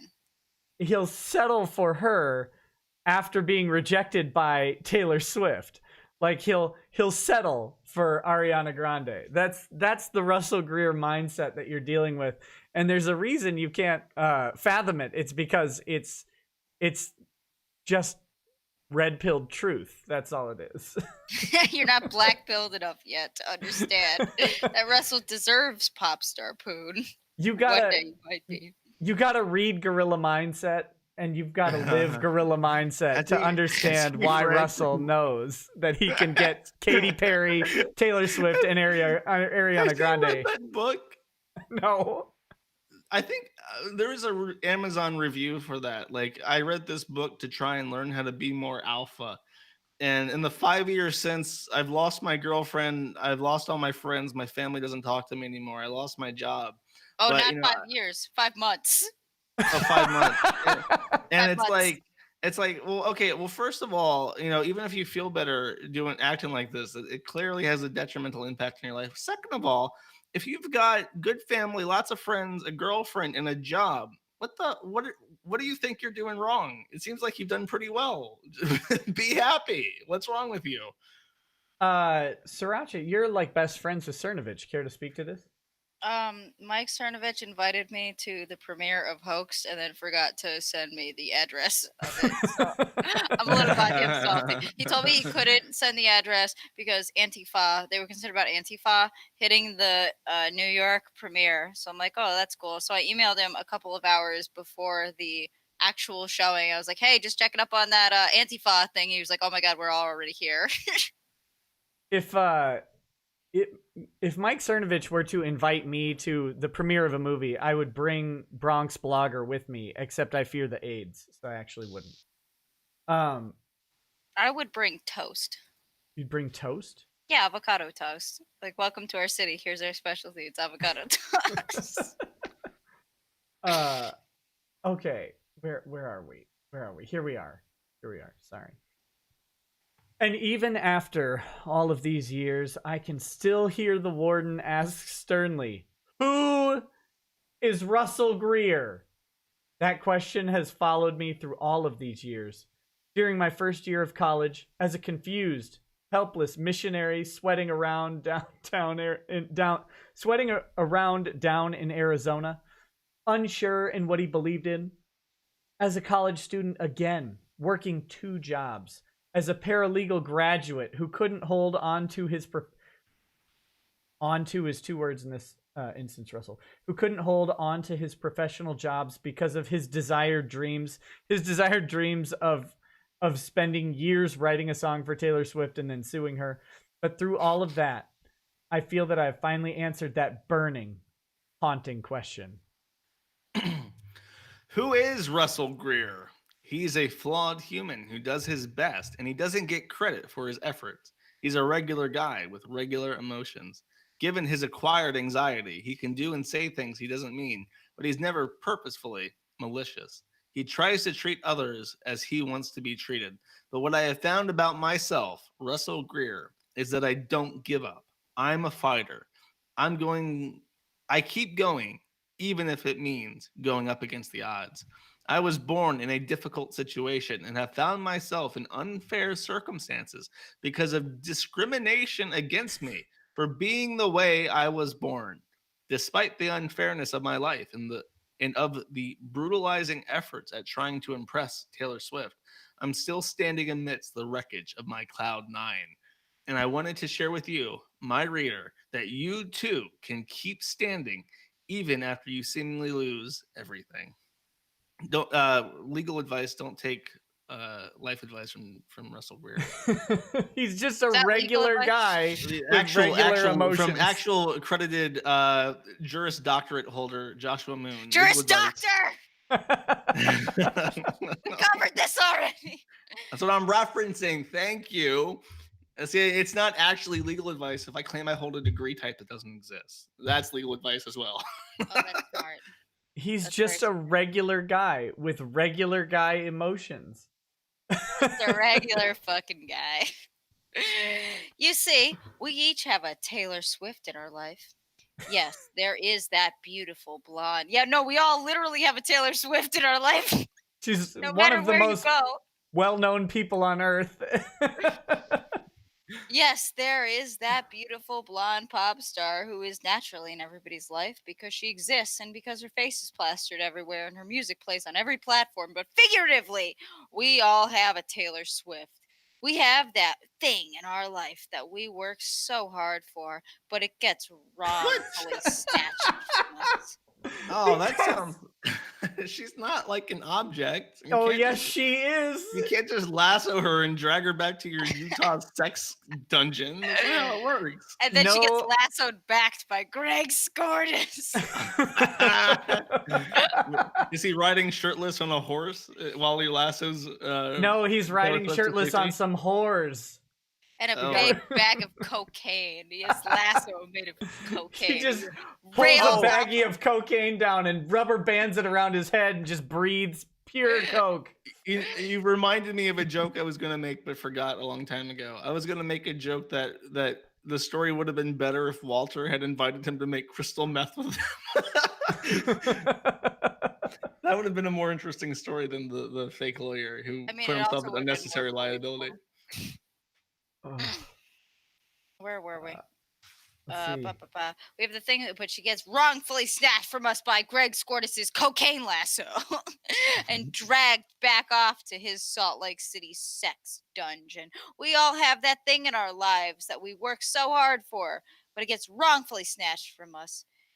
Whether it's a promotion that's given to somebody else who doesn't work as hard as you do, or a new car that you see advertised for weeks, and when you finally have the spending money, the guy in front of you buys it off the lot. Because he can't make another one. No, I don't think Russell knows how car sales work. In addition to the long, teeming list of everything that he does not understand, cars is also on the list. I really wanted that car, and now it's gone forever. I'm just imagining some horrible transformation fetish porn with a Taylor Swift car, like immobilized and parked in a used car salesman lot that Russell Greer is haggling over. It's the stuff of nightmares. Thank you for introducing this to my head.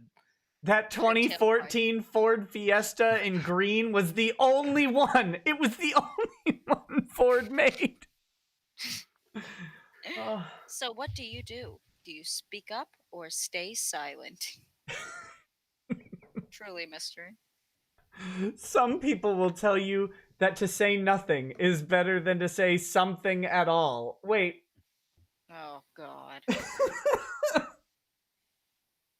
Those people will tell you that to say something will only burn bridges and make you unwanted enemies with others. No, to say a particular something will only get you enemies, Russell. But I disagree. To say nothing only robs yourself of justice. In the end, only you matter. So it really is your choice. This is a bad Mormon. If you stay silent, nobody will know the truth of the harms you allege. If you speak, yes, you run that risk of being labeled hurtful names. But you also are able to release that lion. Truth is like a lion. Release it, and it will defend itself. But not against Greg Skordas. Or getting fired from law firms. Greg Skordas can tame a lion. He's got like an army of hookers that can help him out with that shit. He doesn't need help. As you stand at the crossroads of whether you should speak or stay silent, the choice of what you're going to do faces you. Okay, that seems redundant as a statement, but you and you alone you alone can only make that determination of whether that Taylor Swift in your life is worth pursuing. Is it worth bringing attention to if it gets snatched away from you, or it leads you on and creates a misrepresentation, leaving you wronged and harmed? That's also redundant. And if you do speak up and speak out about the wrongs you face, you must make that choice and determine if you are going to run and hide when the blowback comes, or if you're going to stand and fight. And I really appreciate I got the worst written paragraph of this entire book. I'm really happy Russell Greer went with the first draft of his writing his consciousness down on paper, because that entire paragraph means literally nothing. Yeah. I can't wait. What we're gonna, spoiler alert, when we finish the book, since this is an inspirational and motivational chapter, I think Sriracha will agree with me that we have to watch his motivational America's Got Talent audition. Oh God, yes, there'd be no no. better way to end this book. Yeah, that's what's gotta happen. That's what's gotta happen. And Okay, you're up. my readers, let's go ahead and close this out. Wait, no, there's one more paragraph. But having experienced this for myself, I am here to tell you: stand and fight. Shout from the top of your lungs and bring attention to the situation. You may be slandered for it. You may be harassed for the words you speak, but it will bring awareness, and awareness causes change. Even if 1 billion people on this planet hate you for the words you speak, influencing that one person who listens to you is worth it, because that one person can share what you wrote with others, and others can in turn share your words, which can cause change. I don't get it. If everybody in the world hates you except this one person, I don't think this one person helping you is gonna, it's like an anti-vaxxer thing, right? And even if you are a minority of one, the truth is still the truth. Speaking the truth has never been a popular thing, especially when it alleges facts about a person whom the majority of the populace love. Martin Luther King, Malala Yousafzai, Russell Greer. The truth isn't to be popular, it's to bring awareness. And even if you lose everything for the words you speak, you can still be the last one standing, because you are the person on this planet who allows a loss to be truly seen as a loss. I don't even understand the words coming out of my mouth anymore. I literally have no idea what you're saying. You can tell in this chapter that he wanted to write some pseudo motivational stuff, and just to close it out, and he had no concern whatsoever for what he's saying, so he just bashed out the first draft and never read it twice, and that's what got published in his book. I think you're giving him a lot of credit saying he edited any other chapter. Yeah, that's a big jump. I'm not the ready other to ones take were quite yet. legible. They had a train of thought I could follow. I have no clue what he's trying to say in this. This is just like paragraphs of nonsense. Speaking of nonsense, let's jump right back into it. Yes, free speech isn't free. Neither are lawyers. It comes with consequences. Instead of viewing bad results as consequences, though, look at them as sacrifices for speaking the. What a terrible outlook. Instead of viewing bad results like, oh, this chemotherapy isn't working. It's a sacrifice. Let's keep doing it. For speaking the truth, view negative outcomes as a sort of one door closes, a better one opens experience. But who knows? Maybe speaking the truth will land you $1 million contract with your own television show. That's how it usually happens. A much better deal than I went through, losing friends, employment, and home. Look, it's a big gamble. On one end of the spectrum for speaking the truth, you got $1 million television show. On the other end, losing friends and job and home. That's it. I'm just imagining what he thought his TV show would be like. I can just imagine him on MTV, like the show Up Next, Why I Sued Taylor Swift, and it's like him mumbling out like motivational nonsense, and then after he leaves the stage, like a picture of Taylor Swift is projected on the wall behind where he was standing, and the audience just starts booing like the 2 minutes hate from 1984. That's the only thing I can imagine for him. My moderator Tess brought up a good point. She says lips to the last paragraph. So this is for Tess. Okay.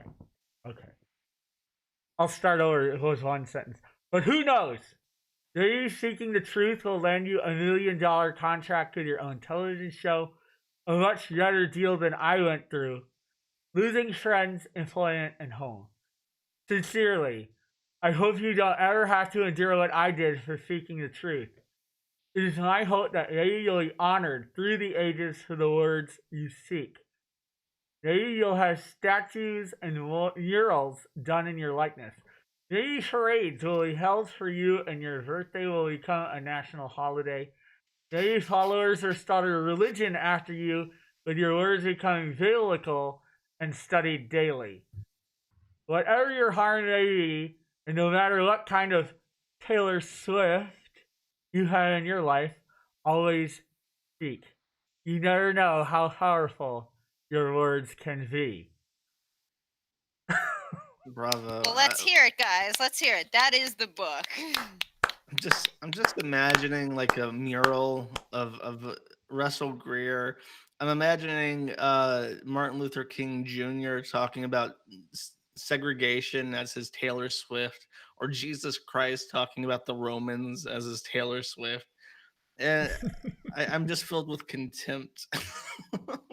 I imagine a mural of Russell Greer and being one of those like surrealistic paintings where they have multiple things happening that wouldn't naturally make sense, where he's there like mouth agape and a big thing of drool, and then like a beautiful woman washing her hair under, like maybe a Taylor Swift or an Ariana Grande washing her hair under like the drool waterfall that's coming. That's the mural I picture. I think very artistic. I think that would sell massive amounts. That's disgusting. Don't ever say that again. Okay, we've got 2 chats, and then we will close out with some inspirational words from Russell himself, not from an impression, but from a real Russell Greer. Landon Mackinjames says, "I'm gonna draw an anime illustration of Null's toes." That's horrifying, but you should. Tillip says, "Now the 3 of you read Sonichu." We're not going to do that on this stream, but Sonichu is one of the potentials. We've got some more Russell to read, though. I think we've got that transcript. We've got his essay on why he wants to make your daughter have sex with him for $500. $500, just $500. $500. We're gonna do that. Cormoran says, Rackets, several chapters back, I mentioned an Asian fake lips adult film. Unfortunately, it's all in moon language, so I could never find it for you. However, Pornhub kinky fake lips. Enjoy the horror. The horror. Well, that sounds horrifying. Send it to me. I can speak moon runes. I think he was saying he can't type in moon runes to find the lips from Japan. But maybe. Okay. So I have to do this real quick. Let me hide that, and then I've got the clip ready. Do you guys want this clip, like a link to it, so you can listen at the same time, or do you want to just mute your microphones and be like 20 seconds behind with the chat? What do you guys I've prefer? seen this more times than anyone involved in this stream, so I don't need a link. Just throw it up and I'll watch it. Okay, so so I'm gonna hit play, and you guys will see this 20 seconds later. For the longest time, I was mad because I had a disability. Now I am happy, and I like to joke that I'm the world's best ventriloquist. I'm here tonight to tell you that you can overcome your disability by doing these 3 easy things. Accept it. There's no point in being mad about things that can't change. And maybe I can't change this, but I can change how I deal with it. Like using a slideshow so people know what the heck I'm saying. And free and dance. Yes. I'd like to invite you to come and dance with me. Oh yeah, get it, Russ. Maybe I'll click. Get it, Russ.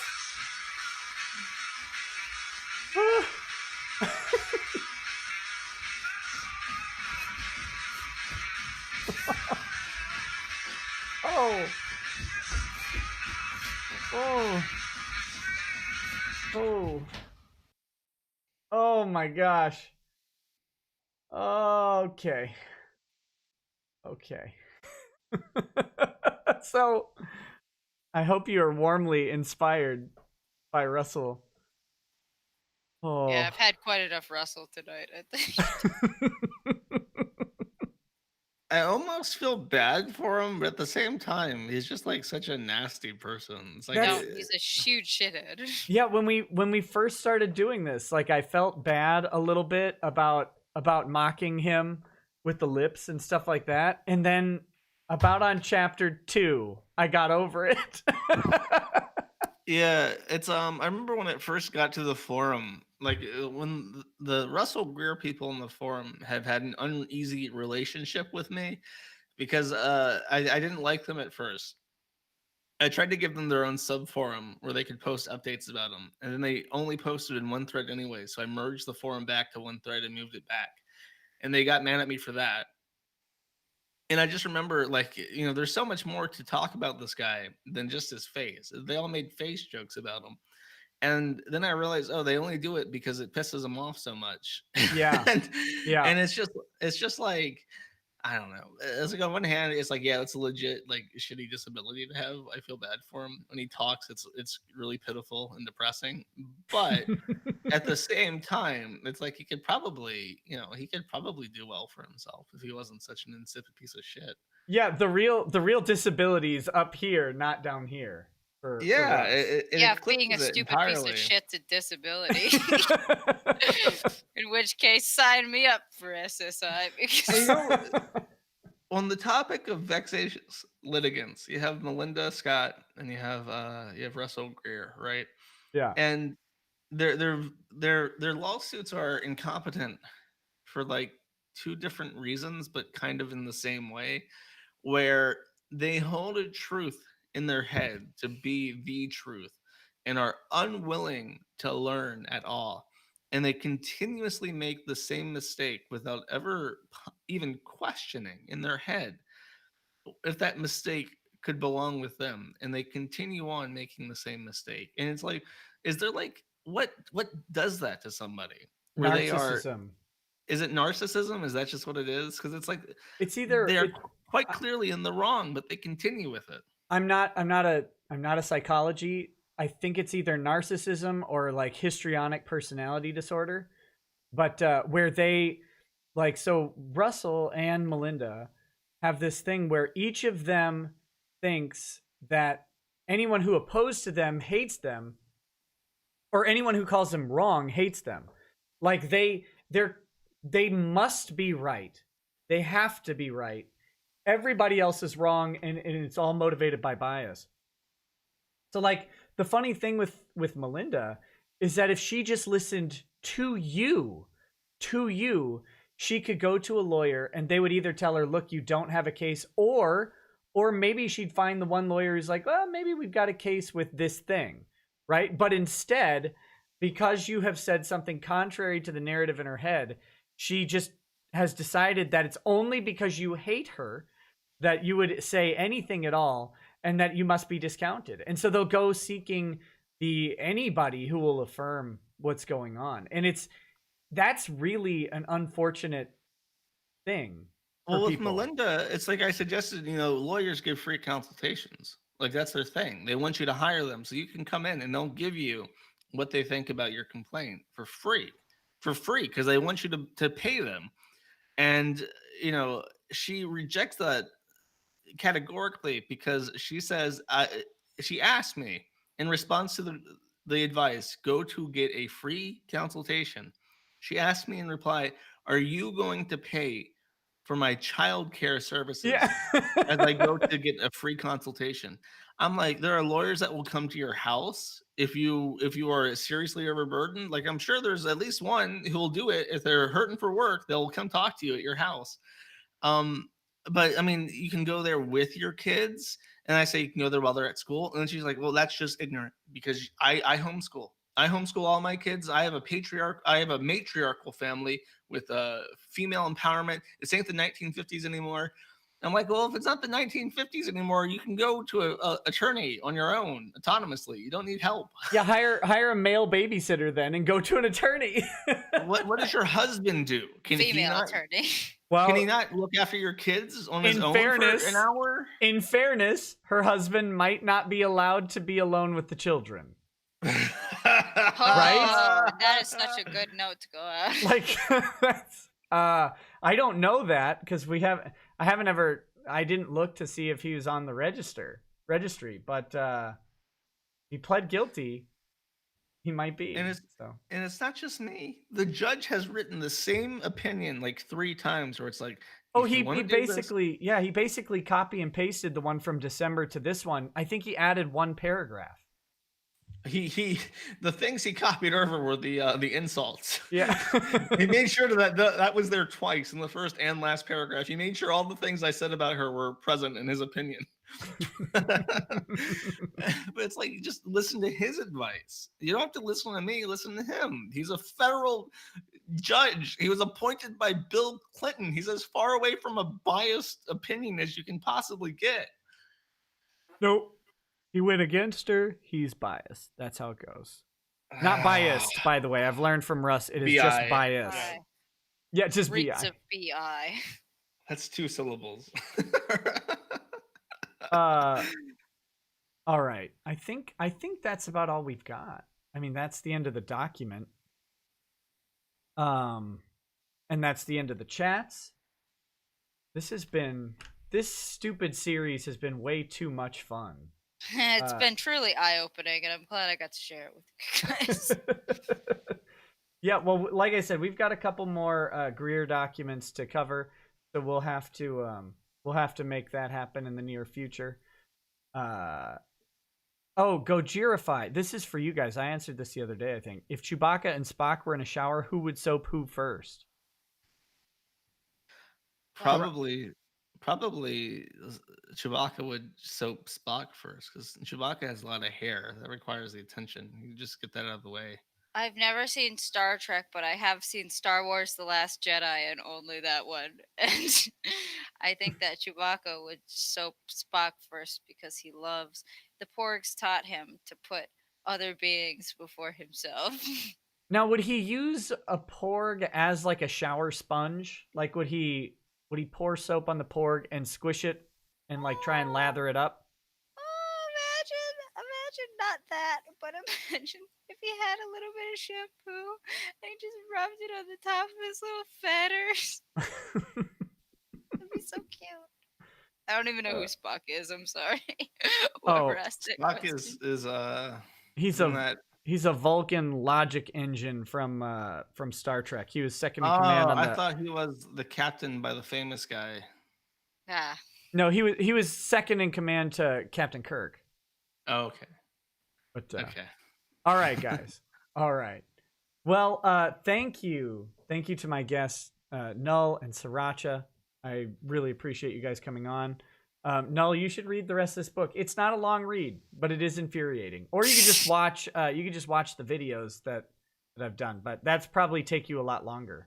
Yeah, I was gonna say the book would probably take 30 minutes to bust through. Listening to the reading of it would take like 16 hours. Yeah, that's maybe not quite enough, but something like that. But yeah, so thank you. Of course, thank you to Sriracha for introducing me to the wonders of Russell Greer's book and Russell Greer. And You're welcome, buddy. and thank you, of course, to the chat and to all the viewers. So you guys make this fun to do. And we will see you soon, I suppose. So have a good night. Take it easy.